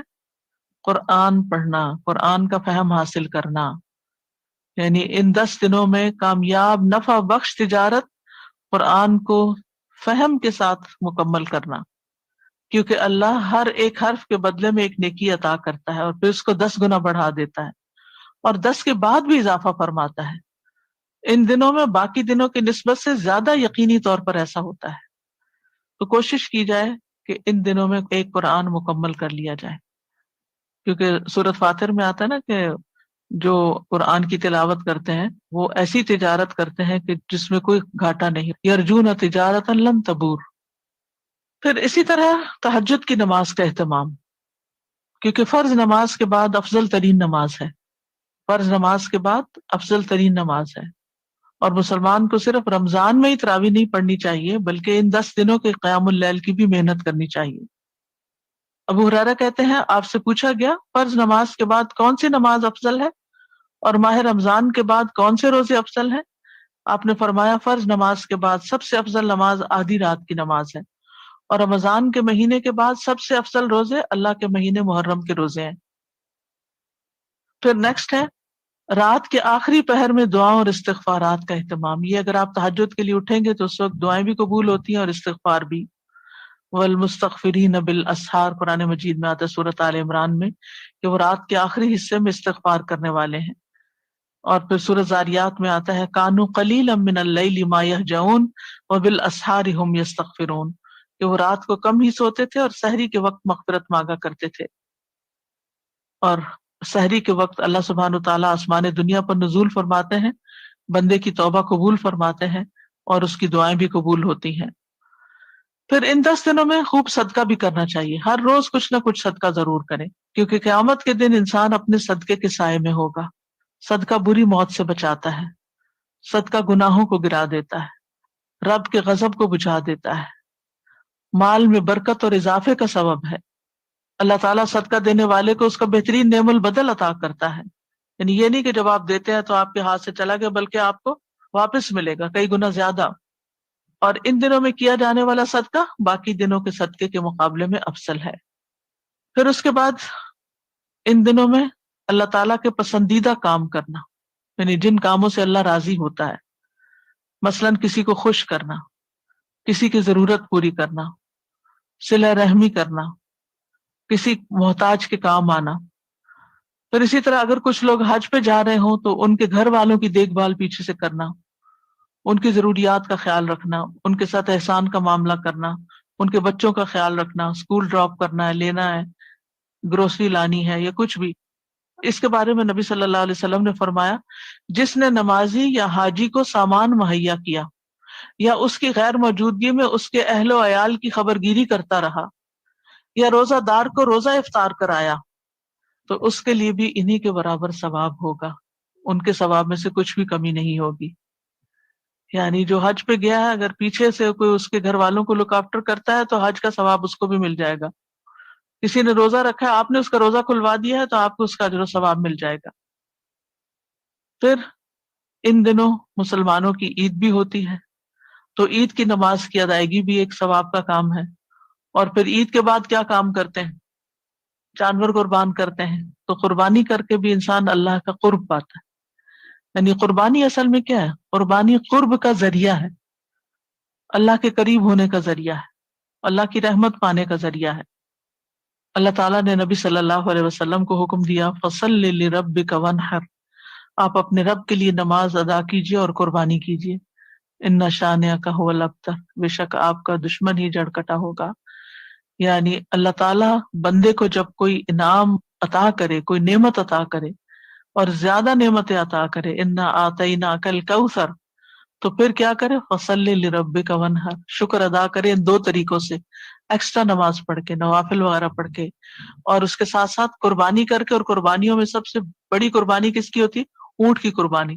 تو نحر اونٹ کی قربانی کے لیے استعمال ہوتا ہے، کیونکہ جتنا مضبوط جانور کوئی قربان کرتا ہے قیامت کے دن پل صراط سے وہ اس کی سواری بنے گا۔ آج صبح ہی جب میں اندھیرے میں تھی تو ایک دم مجھے پل صراط کا خیال آیا کہ دنیا میں چلنے میں مشکل ہوتی ہے انسان کو، کتنی گھبراہٹ ہوتی ہے کہ سب آگے نکل رہے ہیں، میں چل نہیں پا رہا۔ یہ کہ اکٹھے جیسے مثلاً آپ کہیں نکلے ہیں گھر والوں کے ساتھ تو جس کو چلنے میں دقت ہوتی ہے وہ پیچھے رہ جاتا ہے، اور اس کو کس کس قسم کے اندیشے لاحق ہوتے ہیں. تو قیامت کے دن بھی بہت سے لوگ پل صراط سے گزر رہے ہوں گے، اور کچھ کتنی تیزی کے ساتھ گزر جائیں گے، اور کچھ لڑکھڑاتے ہوئے اور آہستہ آہستہ اور رینگتے ہوئے، اور یعنی مختلف طریقوں سے. تو سوچ رہی تھی کون سا ایسا عمل کیا جائے کہ جس سے پل صراط سے گزرنا آسان ہو جائے، کہ فوراً ایک سے دوسری طرف پھر جا کے چین آئے. اور اس میں میں نے ایسے کیا، پھر چین آئے گا، پھر اصل خوف دور ہوگا، پھر پریشانی دور ہوگی. یہ اصل کامیابی کہ انسان پل صراط پار کر جائے. دنیا کے تو بہت سے امتحان انسان پار کرتا ہے، ایک امتحان آتا ہے پھر گزر جاتا ہے، ایک مشکل وقت آتا ہے گزر جاتا ہے، لیکن اصل میں تو وہ وقت ہے جو سب سے مشکل وقت ہے، کہ سب کچھ ہو بھی گیا لیکن پھر آخری مرحلے پر اب جہنم کے اوپر لگے ہوئے پل سے کیسے پار ہونا. تو اس کے لیے انسان دنیا میں نیک کام کرتا رہے اللہ تعالیٰ کی رضا کے، تاکہ وہاں اللہ کی مدد شامل حال رہے. تو قربانی کرنے والے کے لیے کچھ سنتیں بھی ہیں. جو شخص قربانی کا ارادہ رکھتا ہو ان 10 دنوں میں نہ بال کاٹے نہ ناخن کاٹے. یہ وہ عبادت ہے جو ذوالقعدہ کے مہینے کے آخری دن کے سورج غروب ہونے سے شروع ہو جاتی ہے. ادھر ذوالحجہ کا چاند نظر آئے، ادھر بال ناخن سب کچھ کاٹنا، ٹرم کرنا، تھریڈنگ، ویکسنگ، یہ سب کچھ منع. ام سلمہ رضی اللہ عنہا سے روایت ہے کہ نبی صلی اللہ علیہ وسلم نے فرمایا جب ماہ ذی الحجہ کا عشرہ شروع ہو جائے اور تم میں سے کسی کا قربانی کرنے کا ارادہ ہو تو وہ اپنے بالوں اور جلد میں سے کچھ نہ لے، اور جلد میں سے، کھال میں سے، یعنی کہ اپنی سکن بھی نہ اتارے. پھر یہ ہے کہ جہاں نیک اعمال کرنے کا فائدہ ہے وہاں گناہوں کو چھوڑنا بھی ضروری ہے، اور سچی توبہ بھی کرنا ضروری ہے. تو ان دنوں میں ہمیں اللہ سبحانہ و تعالیٰ کو راضی کرنے کے کام بھی کرنے ہیں، اور جو ناراضگی کے کام کر رہے ہیں ان کو چھوڑنا بھی ہے، اور نیک اعمال کی طرف دوڑ لگا دینی ہے، اور برے اعمال سے بچنے کی دوڑ لگا دینی ہے. اگر گناہ اللہ تعالیٰ کے حق سے متعلق ہو، نماز روزے وغیرہ میں کمی کوتاہی ہے تو اس کی اصلاح کریں. اگر تاخیر سے آپ نماز پڑھتے ہیں یا بہت جلدی جلدی پڑھتے ہیں تو اس کی اصلاح کریں. اور اگر کسی انسان سے متعلق گناہ ہے تو ان کا بھی علاج کریں، مظلوم کو اس کا حق لوٹا دیں، اور اللہ سبحانہ تعالیٰ کے ساتھ تجدید عہد کریں. یا ایھا الذین آمنوا توبوا الی اللہ توبۃ نصوحا عسیٰ ربکم ان یکفر عنکم سیئاتکم ویدخلکم جنات تجری من تحتها الانہار. اے لوگو جو ایمان لائے ہو، اللہ کی طرف توبہ کرو، خالص توبہ. تمہارا رب قریب ہے کہ تم سے تمہاری برائیاں دور کر دے اور تمہیں ایسے باغوں میں داخل کرے جن کے نیچے نہریں بہتی ہیں. پھر یہ ہے کہ ان دنوں میں دوسروں کو فائدہ دینے والے بنے، یعنی اپنا ایک گول سیٹ کریں کہ میں نے دوسروں کو فائدہ دینا ہے. ذاتی عبادات کے ساتھ ساتھ دوسروں کے کام بھی آنا ہے. ذاتی عبادات میں جیسے ذکر ہے، نماز ہے، روزہ وغیرہ، یہ تو سب اچھی باتیں ہیں، لیکن یہ کہ دوسروں کو نفع پہنچائیں، کسی کو کوئی بات سکھائیں، یعنی دوسروں کو تعلیم دینا، دوسروں کو فائدہ پہنچانا ہے. اور اسی طرح کھانا کھلانا، دوسروں کی مدد کرنا، کسی کی تیمارداری کرنا، یعنی انسانی حقوق میں سے جتنی بھی چیزیں ہیں ان کو کرنے کا بھی بہت بڑا ریوارڈ ہے. اور پھر یہ ہے کہ حرمتوں کی تعظیم کرنی چاہیے. حرمتوں کی تعظیم کیا ہے؟ قرآن مجید میں آتا ہے حرمت والے مہینوں کے بارے میں کہ فلا تظلموا فیہن انفسکم، اپنے نفسوں پر، اپنی جانوں پر ظلم نہ کرو، یعنی گناہ کر کے. پھر اسی طرح وَمَن يُعَظِّمْ شَعَائِرَ اللَّهِ فَإِنَّهَا مِن تَقْوَى الْقُلُوبِ، جو اللہ کے شاعر کی تعظیم کرتا ہے تو یہ دلوں کے تقوی میں سے ہے. اور اللہ کے شاعر میں سے قربانی کے جانور بھی ہیں، اور اسی طرح یہ دن بھی ہیں. سورۃ الحج میں پھر فرمایا ذَلِكَ وَمَن يُعَظِّمْ حُرُمَاتِ اللَّهِ فَهُوَ خَيْرٌ لَهُ عِندَ رَبِّهِ، جو کوئی اللہ کی حرمتوں کی تعظیم کرے تو وہ اس کے لیے اس کے رب کے ہاں بہتر ہے. یہ کیسے ممکن ہے؟ نیک عمل کر کے، نافرمانیوں سے بچ کے، انسان اپنی تربیت بھی کرے، اپنے اہل و عیال کی بھی کرے. اس طرح وہ اللہ کے شاعر کی تعظیم کرتا ہے اور اللہ کی حدود کی حفاظت کرتا ہے. پھر یہ کہ ان 10 دنوں کو غنیمت جانے، ان میں نیک عمل کر کے اطاعت اور بھلائیوں کا زیادہ راہ اختیار کیا جائے، اور یہ یاد رکھا جائے کہ یہ دن سال میں بار بار نہیں آتے. یہ موقع نکل گیا تو معلوم نہیں اگلے سال دنیا میں ہوں گے بھی یا نہیں. اور پھر یہ کہ اپنی اولاد میں بھی نیکی کا شوق پیدا کیا جائے، یعنی بچوں کی تربیت میں بھی خاص توجہ دی جائے کیونکہ کلکم رائن و کلکم مسئول عن رعیتہ، تم میں سے ہر کوئی نگران ہے اور ہر ایک سے اس کی رعیت کے بارے میں پوچھا جائے گا. لہٰذا اس بارے میں بھی ضرور سوچیں کہ صرف خود ہی اپنی عبادت اور نیک کاموں میں نہ لگے رہیں بلکہ گھر والوں کا بھی لحاظ رکھیں، اور ان دنوں کے آنے سے پہلے ہی تیاری کر لیں. اور پھر یہ کہ بہت سی چیزیں جب ہم دوسروں کو بتاتے ہیں تو خود کر لیں تو بتانی بھی آسان ہوتی ہے اور عمل کی زبان سے بھی تبلیغ ہو جاتی ہے. تو اللہ تعالیٰ سے دعا ہے کہ وہ ہمیں ان دنوں میں نیکی کے کاموں کو کرنے کی توفیق عطا فرمائے اور ان سے بھرپور فائدہ اٹھانے کی توفیق دے. صالح المنجد کی کتاب تھی 170 نیک اعمال عملی نکات، انہوں نے پیش کیے تو میں آپ کے سامنے دہرا دیتی ہوں. اور یہ چیک لسٹ کی شکل میں ترجمہ کر کے، اصل کتاب عربی میں ہے تو ترجمہ کر کے الہدا نے اس کو سوشل میڈیا پہ شیئر بھی کیا ہے. اگر آپ تک پہنچا تو آپ اس کو آگے بھی شیئر کریں. جو لوگ اس کا پرنٹ آؤٹ نکال سکتے ہیں نکال کے اپنے پاس چیک لسٹ ہے اس میں بنی ہوئی اس کو چیک بھی کر سکتے ہیں اور دوسروں کو بھی یاد دہانی کرا سکتے ہیں. یہ صرف ریمائنڈر کے لیے ان چیزوں کا ذکر کیا جا رہا ہے تاکہ ہم نیک اعمال میں سے کوئی نیک عمل چھوڑے نہیں جس کا بھی ہمیں موقع ملے. تو اس میں فرض نماز ادا کرنا، نفل روزے یعنی عشرے میں ویسے بھی نفل روزے، خاص طور پر عرفہ کا روزہ، صدقہ کرنا، لا الہ الا اللہ پڑھنا، سبحان اللہ کہنا، الحمدللہ کہنا، اللہ اکبر کہنا، لا حول ولا قوت الا باللہ کا ورد کرنا، مؤذن کے ساتھ اذان کا جواب دینا، استغفار کرنا، دعا مانگنا، درود شریف پڑھنا، قرآن کی تلاوت کرنا، قرآن میں غور و فکر کرنا، قرآن کا کچھ حصہ حفظ کرنا، قرآن کا مطالعہ کرنا، قرآن کی تفسیر پڑھنا، قرآن کی تعلیم دینا، خاص طور پر چھوٹے بچوں کو کچھ سکھانا قرآن میں سے، توبہ کرنا، والدین کے ساتھ احسان کرنا، صلہ رحمی کرنا، رشتہ داروں کو بھی ضرور ان دنوں میں پوچھیں، ان کو بھی خیر فیض پہنچائیں. والدین کے ساتھ حسن سلوک میں سے والدین کے دوستوں کے ساتھ صلہ رحمی کرنا، مہمانوں کی مہمان نوازی کرنا، مہمان کو الوداع کہنے کے لیے جانا، پڑوسیوں سے اچھا سلوک کرنا، سلام کو عام کرنا، کھانا کھلانا، اچھی گفتگو کرنا، رات کا قیام کرنا، مؤکدہ سنتیں ادا کرنا. یعنی ہم صرف فرض پڑھ کے اٹھ جاتے ہیں تو ان دنوں میں اپنی عادت ڈالیں 10 دن اگر ہم انشاءاللہ سنت مؤکدہ بھی پڑھیں گے، جن کے پڑھنے کا فائدہ اتنا ہے کہ ایک دن میں انسان جب یہ ساری سنتیں 12 رکعتیں پڑھتا ہے تو جنت میں ایک محل اس کے لیے بنتا ہے. چاشت کی نماز ادا کرنا، صبح و شام کے اذکار کرنا، مختلف مواقع کے اذکار، گھر میں داخل ہونے کے، گھر سے نکلنے کے، کھانا کھانے کے، واش روم جانے کے، باہر نکلنے کے، باوضو ہو کر سونا، جمعہ کا غسل کرنا، خوشبو لگانا، جمعہ کے دن جلدی جانا، امام کے قریب ہو کر بیٹھنا، خالی جگہوں کو پر کرنا، صف مکمل کرنا، مسلمان بھائی کو ملتے ہوئے مسکرانا کیونکہ جمعے میں جائیں گے تو لوگوں کو دیکھیں گے تو اس وقت بیمار نظر نہ آئے. پھر اللہ کی کونی نشانیوں میں غور و فکر کرنا. آج کل کتنے خوبصورت بادل باہر نظر آتے ہیں، نیلا آسمان اور سرسبز درخت اور ہوائیں، اور کتنا خوبصورت باہر موسم ہے جس سے ایک دم توجہ جو ہے وہ اللہ سبحانہ تعالیٰ کی قدرت کی طرف جاتی ہے اور منہ سے بے اختیار سبحان اللہ نکلتا ہے. پھر مسلمانوں کی طرف سے ملنے والی تکلیف برداشت کر لینا. کسی نے کوئی بات کر دی، ہرٹ کر دیا تو اس کو پی جائیں، اس پہ صبر کا مظاہرہ کریں. ان کے ساتھ اچھا معاملہ کرنا، یعنی وہ اگر ہمارے ساتھ اچھا نہیں بھی کرتے تو جواباً ان کے ساتھ اچھا سلوک کرنا. نرمی سے کام لینا، کسی کام میں جلدی نہ کرنا، جلد بازی سے پرہیز کرنا ہے. خندہ پیشانی سے پیش آنا، غصے کو پی جانا، وعدہ پورا کرنا، صلاۃ التوبہ پڑھنا. یعنی ان دنوں میں سے کسی ایک دن میں، یا ہو سکتا ہے روز جب بھی موقع ملے تو صلاۃ التوبہ پڑھ لیں.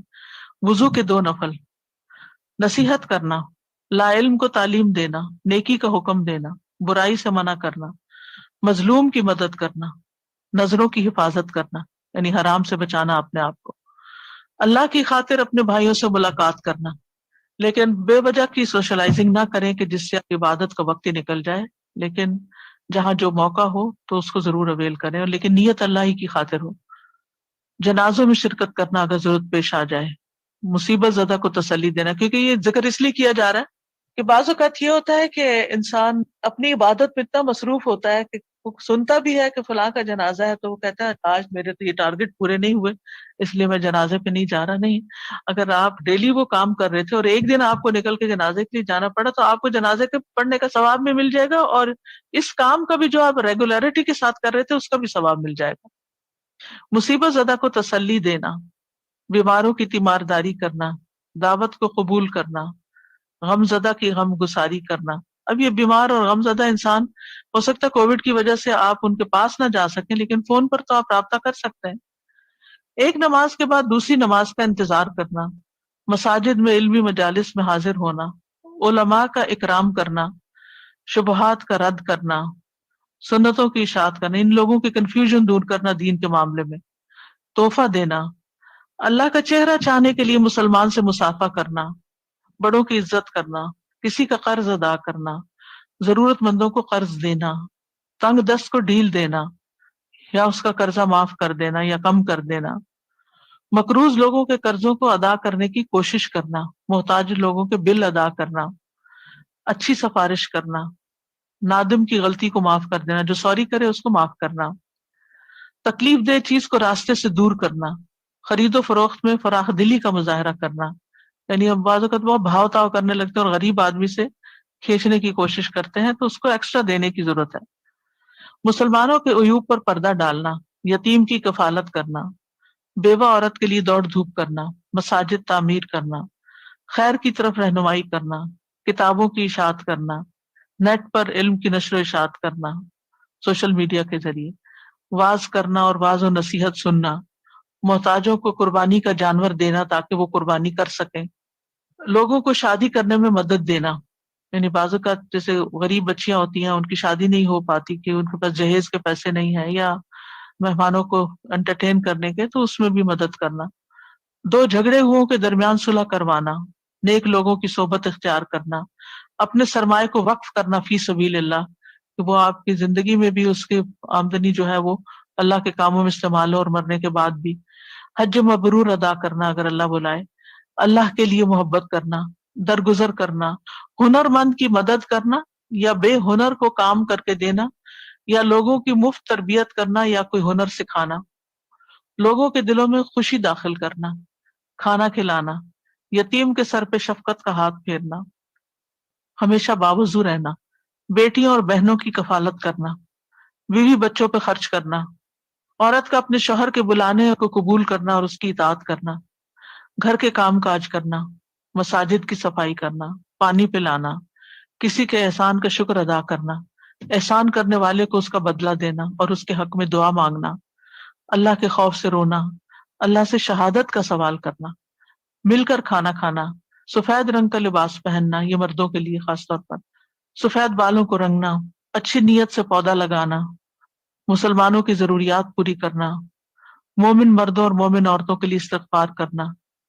شوہر کو حکم ہے کہ اپنی بیوی کی عصمت و عزت کی حفاظت کرے. پھر دم کرنے میں اللہ سے اجر کی نیت کرنا، یعنی کوئی بیمار ہے دم کر رہے ہیں آپ، اللہ سے اجر حاصل کرنے کے لیے مردوں کی تجہیز و تکفین کرنا، یعنی کسی کو کفن دے دینا، روزہ جلدی افطار کرنا، سحری میں تاخیر کرنا، کسی مسلمان کو نعمت ملنے پر مبارکباد دینا، وصیت کو حق کے مطابق لکھنا، مسلمان کو لباس پہنانا، جوتا پہننے میں دائیں طرف سے ابتدا کرنا، اتارنے میں بائیں طرف سے ابتدا کرنا، بیٹھ کر پانی پینا، اگر کسی کی موت طاری ہو رہی ہے تو اس کو لا الہ الا اللہ کی تلقین کرنا، ہر کام بسم اللہ پڑھ کر شروع کرنا، مسواک کرنے کی شدید خواہش رکھنا، قرض احسن طریقے سے واپس لوٹانا، نماز استخارہ ادا کرنا، سجدہ شکر بجا لانا، اگر کوئی شرعی مسئلہ ہو تو قسم توڑ کر کفارہ ادا کرنا، گھر کے کام کاج میں بیوی کی مدد کرنا، مساجد کی طرف پیدل جانا، سترے کے سامنے نماز ادا کرنا، خوش الحانی سے قرآن پڑھنا، گھر میں داخل ہونے سے پہلے اجازت مانگنا،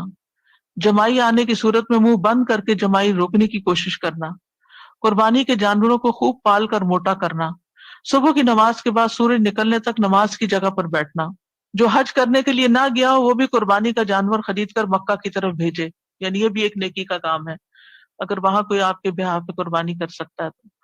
بیوی بچوں کو نماز کا حکم دینا، گھر میں داخل ہونے کے وقت اور گھر سے باہر جاتے ہوئے 2 رکعت نماز ادا کرنا، تہجد کے لیے نیند سے بیدار ہو کر ہاتھوں کو چہرے پر ملنا اور سورۃ آل عمران کی آخری آیات کی تلاوت کرنا، اچھی طرح وضو کرنا، چھینک مارنے والے کو جواب دینا، اگر کسی کو کسی کام کے بارے میں رہنمائی کی ضرورت ہو تو اس کی رہنمائی کر دینا، وطر کے بعد 3 مرتبہ سبحان الملک القدوس کہنا، باوضو ہو کر سونا، خوف زدہ کو تسلی دینا، مسافر کو رات ٹھہرنے کے لیے مقام مہیا کرنا، مساجد کو بخور کرنا، خوشبو لگانا، حج کے لیے جانے والے کے گھر والوں کی اچھی دیکھ بھال کرنا، اسی طرح اگر کوئی جیل میں یا قیدی کسی مجبوری میں پھنسے ہو تو ان کے گھر والوں کی دیکھ بھال کرنا، مساجد اور دیگر مقامات میں قرآن کے مصحف تقسیم کرنا، علم کے مختلف طریقوں، ویب سائٹس، چینلز، ریڈیو کے ذریعے اشاعت کرنا، علمی لیکچرز اور دروس اور علمی دورے قائم کرنا، نماز عید ادا کرنا،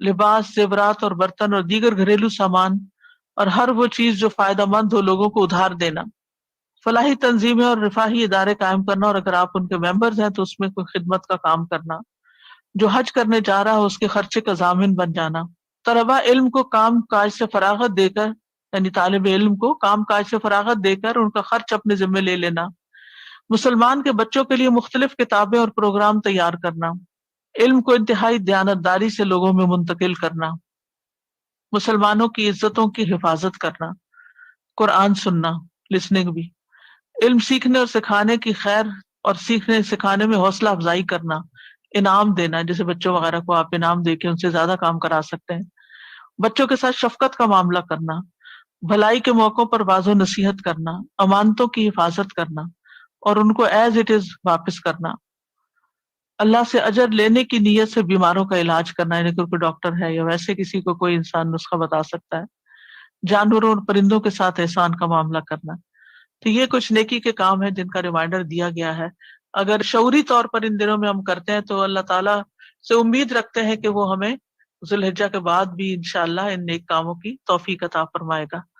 وآخر دعوانا ان الحمد للہ رب العالمین، سبحانک اللہم و بحمدک، اشہد ان لا الہ الا انت، استغفرک و اتوب الیک۔ السلام علیکم ورحمۃ اللہ وبرکاتہ۔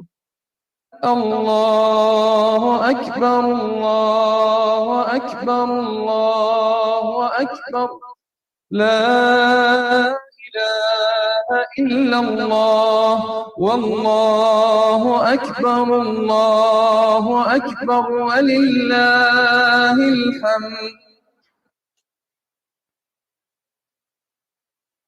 بسم اللہ الرحمن الرحیم۔ السلام علیکم ورحمۃ اللہ وبرکاتہ۔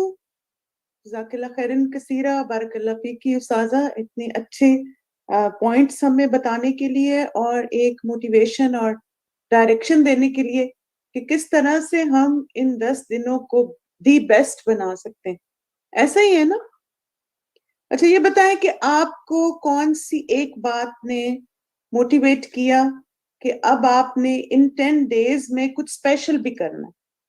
کوئی ایسی بات آپ نے لیکچر میں سنی اور ایسی بات آپ کو کلک کی کہ یہ جو بات ہے نا مجھے پہلے بھی پتا تھی لیکن آج بہت زبردست یاد دہانی ہو گئی، اور اب انشاءاللہ مجھے ان 10 دنوں کی نا بہترین تیاری کرنی ہے انشاءاللہ۔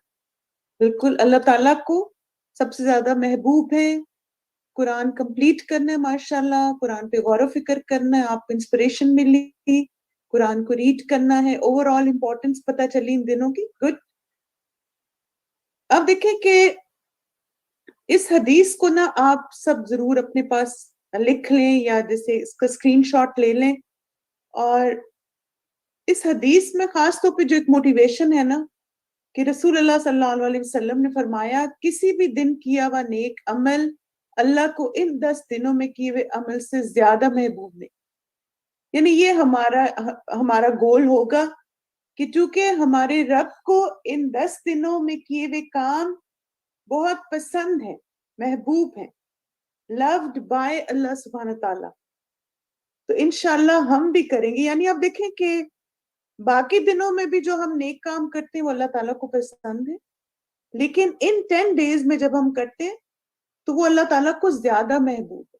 اور پھر انہوں نے یعنی صحابہ کرام رضی اللہ عنہم نے پوچھا اے اللہ کے رسول صلی اللہ علیہ وسلم جہاد فی سبیل اللہ بھی نہیں؟ آپ صلی اللہ علیہ وسلم نے فرمایا جہاد فی سبیل اللہ بھی نہیں، ہاں مگر وہ شخص جو اپنی جان و مال کے ساتھ نکلے اور کچھ واپس نہ لے کر آئے۔ تو اچھا یہ بتائیں کہ چلے ماشاءاللہ آپ نے اچھا سیکوینس بنایا ہے، لیکن ہم نا تھوڑا سا اور اپنے آپ کو آرگنائز کرتے ہیں، ٹھیک ہے؟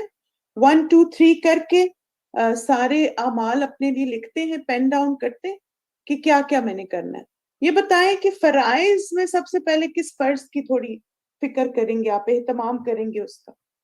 نماز کا. ٹھیک ہے, تو نماز کے لیے ہم کیا کر سکتے ہیں؟ آپ اس طرح نا بلٹس میں کچھ چیزیں اپنے پاس لکھ سکتے ہیں یاد دہانی کے لیے. جیسے آپ پوائنٹ لکھیں نمبر 1 کہ فرض اور نفل نمازوں کا اہتمام کرنا ہے مجھے. مثلاً کس طرح سے؟ بالکل باوضو رہنا, ماشاءاللہ, ویری گڈ. پھر اول وقت میں نماز ادا کرنا, یعنی جیسے ہی اذان ہو فوراً نماز ادا کرنی. پھر اسی طرح خشوع اور خضوع کے ساتھ نماز کو ادا کرنا. ہر رکعت میں مختلف صورتیں پڑھنا. جیسے آپ دیکھیں نوافل میں تو آپ قرآن کو دیکھ کے بھی پڑھ سکتے ہیں, سنتوں میں بھی دیکھ کے پڑھ سکتے ہیں, تو مختلف صورتیں آپ پڑھیں. پھر اشراق اور چاشت کے نوافل پڑھنا. اچھا آپ آلریڈی پڑھتے ہیں ماشاءاللہ. اچھا آپ میں سے کتنے لوگ ہیں جو صرف 2 نفل پڑھتے ہیں؟ یہ بتائیے, 1 ٹائپ کریں. کتنے لوگ 2 نفل پڑھتے ہیں؟ ماشاءاللہ ماشاءاللہ, گڈ. اچھا کتنے لوگ ہیں جو 4 نفل پڑھتے ہیں؟ وہ 2 ٹائپ کریں. ماشاءاللہ. کچھ لوگ 2 نفل پڑھتے ہیں, کچھ لوگ 4 پڑھتے ہیں. ٹھیک ہے, اب کیا آپ نے کرنا ہے؟ ابھی سے بے شک سٹارٹ کر دیں تاکہ تب تک ہم تھوڑے عادت ہماری پکی ہو جائے کہ جو لوگ 2 نفل پڑھتے ہیں نا, آپ 2 اور ایڈ کر لیں اور 4 کر لیں. اور جو 4 پڑھتے ہیں آپ کتنے پڑھیں گے یہ بتائیں؟ 6 یا 8؟ ٹھیک ہے, یعنی جتنا بھی آپ کے لیے ایزی ہے. کسی دن 6 پڑھ لیں, کسی دن 8 پڑھ لیں. اور آپ دیکھیں کہ ایک جو بہت زبردست بات ہے ہم سب کے لیے آسانی بھی الحمدللہ, وہ کیا ہے کہ جو یہ نوافل ہے نا اشراق اور چاشت کے, ان کا ٹائم کافی لمبا ہے. تو ضروری نہیں کہ آپ سارے اکٹھے پڑھیں. آپ مثلا یہ بھی کر سکتے ہیں کہ صبح جیسے جب سن رائز ہو جائے تب آپ نے 4 پڑھ لیے یا 2 پڑھ لیے, اس کے بعد آپ میں بھی 10-11 بجے 2 اور پڑھ لیں یا 4 پڑھ لیں. پھر اس کے بعد ظہر کی نماز سے آدھا گھنٹہ پہلے وضو کر لیں, پھر آپ 2 یا 4 اس وقت پڑھ لیں. تو اس طرح سے جب ہم ڈیوائڈ کرتے ہیں نا تو ہمارے لیے ہم کوانٹٹی بڑھا سکتے ہیں اور پھر ہمارے لیے ایزی بھی ہوتا ہے. صحیح ہے. اسی طرح آپ دیکھیں اگر آپ روزے رکھ رہے ہیں تو الحمدللہ جب ہم روزہ رکھنے کے لیے اٹھتے ہیں نا تو بڑا آسان ہوتا ہے تہجد بھی پڑھ لینا. تو جیسے الحمدللہ جو منڈے تھرسڈے آئیں گے اس میں آپ نیت کر لیں روزہ رکھنے کی, اور پھر اس میں آپ ساتھ ہی تہجد کے نفل بھی پڑھ لیں اس دن, 2 4 6 8 جتنی آپ کے لیے آسانی. اور پھر اسی طرح جو ہمارے بردرز ہیں آپ کوشش کریں کہ جتنا بھی اللہ آپ کو موقع دے مساجد میں نماز پڑھیں جا کے. پھر اس کے بعد دوسرا جو عمل ہے وہ ہے روزہ. چلے میں ذرا ابھی پہلے سلائیڈ کو چھپا دیتی ہوں.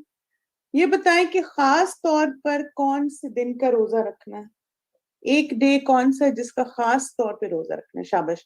یوم عرفہ جو کہ 9 ذی الحج ہے. اور اس میں آپ دیکھیں کہ جیسے دونوں طرح آپ کر سکتے ہیں, جیسے جب سعودی عرب میں 9 ذی الحج ہو تب بھی آپ روزہ رکھ سکتے ہیں, اور اگر آپ کے ملک کا چاند ڈفرینٹ ہے تو آپ اس دن بھی رکھ لیں, کوئی حرج نہیں. حاجیوں کے ساتھ بھی شامل ہو جائیں اور اپنی کنٹری کے چاند کے مطابق بھی رکھ لیں, کیونکہ نفل روزہ ہے نا, انشاءاللہ ثواب ملے گا اللہ کے ہاں. اور اسی طرح آپ دیکھیں کہ اسپیشلی ہم نے 9 ذی الحج کا روزہ رکھنا, اور پھر آپ دیکھیں کتنے سال کے گناہ معاف ہوں گے, پریویس اینڈ فالوئنگ. نبی صلی اللہ علیہ وسلم نے فرمایا کہ عرفہ کا روزہ رکھنا گزشتہ اور آئندہ سال کے گناہوں کا کفارہ بن جائے گا, 2 سال کے گناہ معاف ہوں گے انشاءاللہ. تو ہمیں ایک تو آپ دیکھیں 9 ذی الحج کا روزہ بھی رکھنا ہے, پھر باقی نفلی روزے رکھنے کا بھی اہتمام کریں خاص طور پر. اچھا یہ بتائیں سنہ ڈیز کون سے ہیں نفلی روزے کے؟ یہ بتائیے سنہ ڈیز کون سے ہیں؟ منڈے اینڈ تھرسڈے, شاباش. اور ایام بیت بھی, اگرچہ وہ 10 کے بعد آئیں گے لیکن پھر بھی آپ رکھ سکتے ہیں. منڈے تھرسڈے روزے رکھنے کی کوشش کریں. اگر آپ پورے 9 دن روزے رکھنا چاہیں وہ بھی آپ کر سکتے ہیں, یعنی یہ نان حاجیوں کے لیے, اگر آپ حج پہ نہیں جا رہے تو آپ پورے 9 دن بھی روزے رکھ سکتے ہیں. یہ نا بڑی زبردست اپرچونٹی ہوتی خاص طور پہ ان لوگوں کے لیے جو کسی بیماری یا عذر کی وجہ سے روزہ نہیں رکھ سکے, تو وہ اپنے روزے میک اپ بھی کر سکتے ہیں. ٹھیک ہے, بالکل. اچھا اس کے اب آپ دیکھیں نماز اور روزہ تو ہو گیا، اور کیا کریں گے آپ؟ نماز، روزہ، شاباش، صدقہ بھی کریں گے، شاباش، قرآن کی طرف آتے ہیں پہلے، ٹھیک ہے، پھر صدقے پہ بھی بات کرتے ہیں۔ اچھا ایک تو آپ دیکھیں کہ قرآن مجید کی کثرت سے تلاوت، اچھا ایک ہم یہ کر سکتے ہیں کہ 10 ڈیز میں قرآن مکمل کر لیں، کرنا چاہتے ہیں؟ آپ کو ٹپ دے دوں ایک، اچھا اس میں نا اگر آپ 10 ڈیز میں قرآن مجید کمپلیٹ کرنا چاہتے ہیں تو ہر نماز کے بعد قرآن کے 12 پیجز پڑھیں، یعنی ہر نماز کے بعد اگر آپ قرآن کے 12 پیجز پڑھ لیں تو آپ کا قرآن مجید 10 دن میں کمپلیٹ ہو جائے گا۔ لیکن الحمدللہ چونکہ ہمارے پاس ابھی ٹائم ہے تو آپ ایسے بھی کر سکتے ہیں کہ آپ ابھی سے سٹارٹ کر لیں قرآن اور ہر نماز کے بعد 2 صفحے پڑھنا شروع کر دیں، تو انشاءاللہ آپ کو 40 ڈیز میں قرآن کمپلیٹ ہو جائے گا۔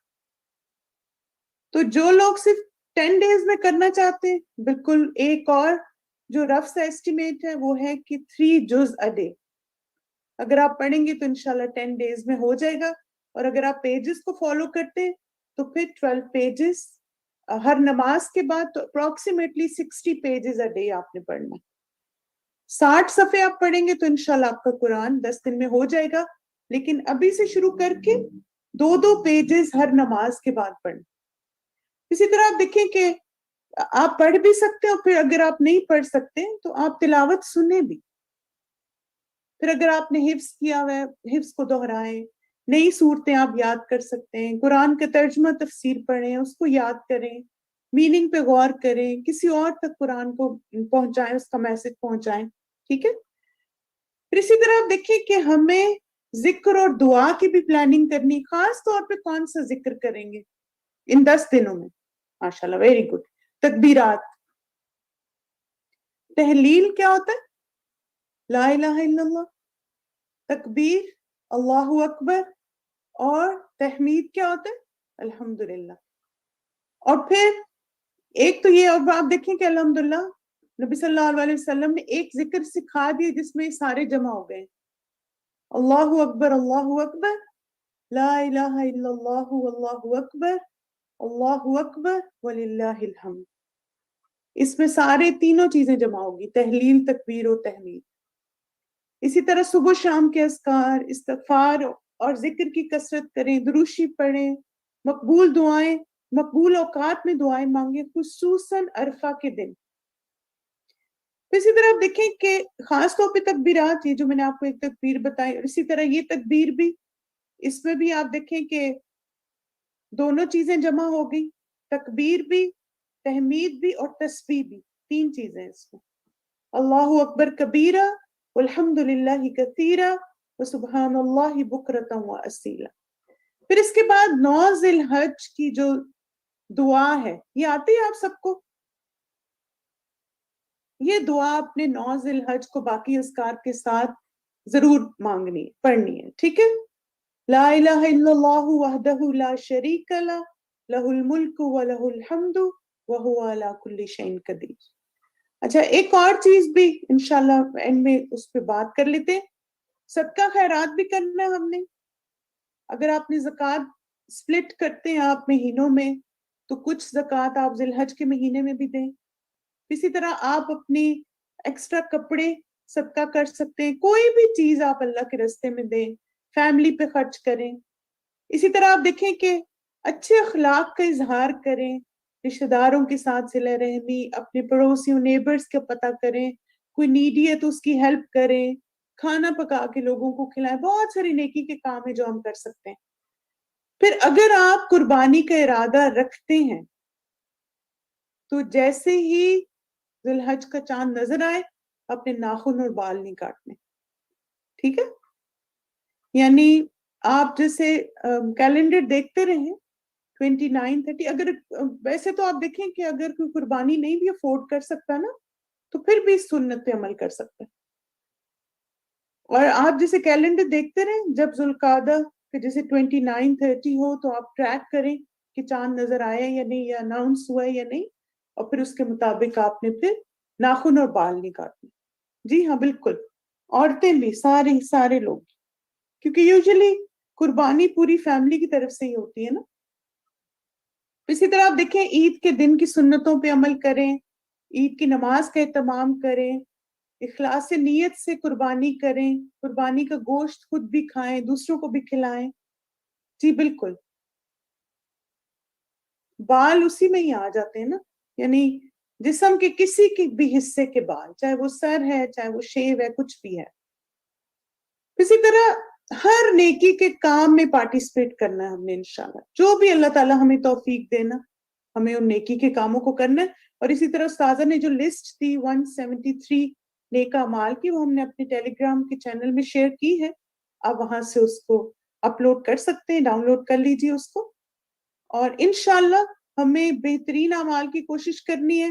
اب دیکھیں یہ پچھلے سال نا بڑا اچھا مجھے یہ لگا تھا پلانر, تو اس میں آپ دیکھیں کہ جیسے آپ بھی اس طرح کا ایک پلانر اپنے لیے بنا سکتے ہیں. جیسے یہ 9 ذی الحجہ کا پلانر ہے, اس ڈے کو کیا کیا کرنا ہے, اپنے لیے موٹیویشن فار دا ڈے, کہ اس دن کا روزہ رکھنا جو ہے وہ پچھلے اور اگلے گناہوں کا کفارہ ہے, اگلے سال کے گناہوں کا کفارہ ہے, آپ کی موٹیویشن ہوگی.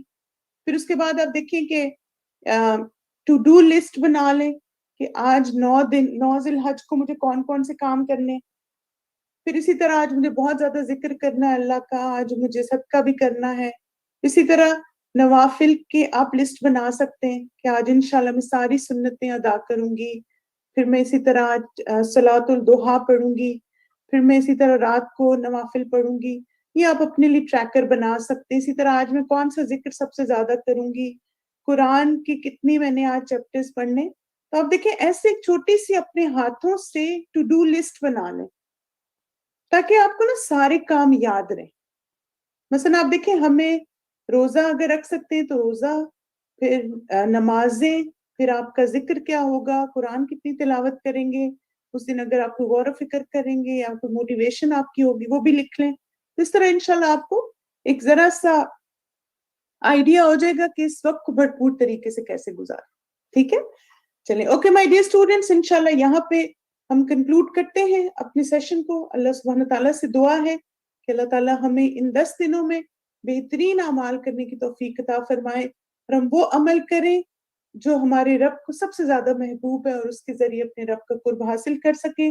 جزاکم اللہ خیرا کثیرا, بارک اللہ فیکم, سبحانک اللہم و بحمدک, اشہد ان لا الہ الا انت, استغفرک و اتوب الیک. السلام علیکم ورحمۃ اللہ وبرکاتہ. وإياكم آمین.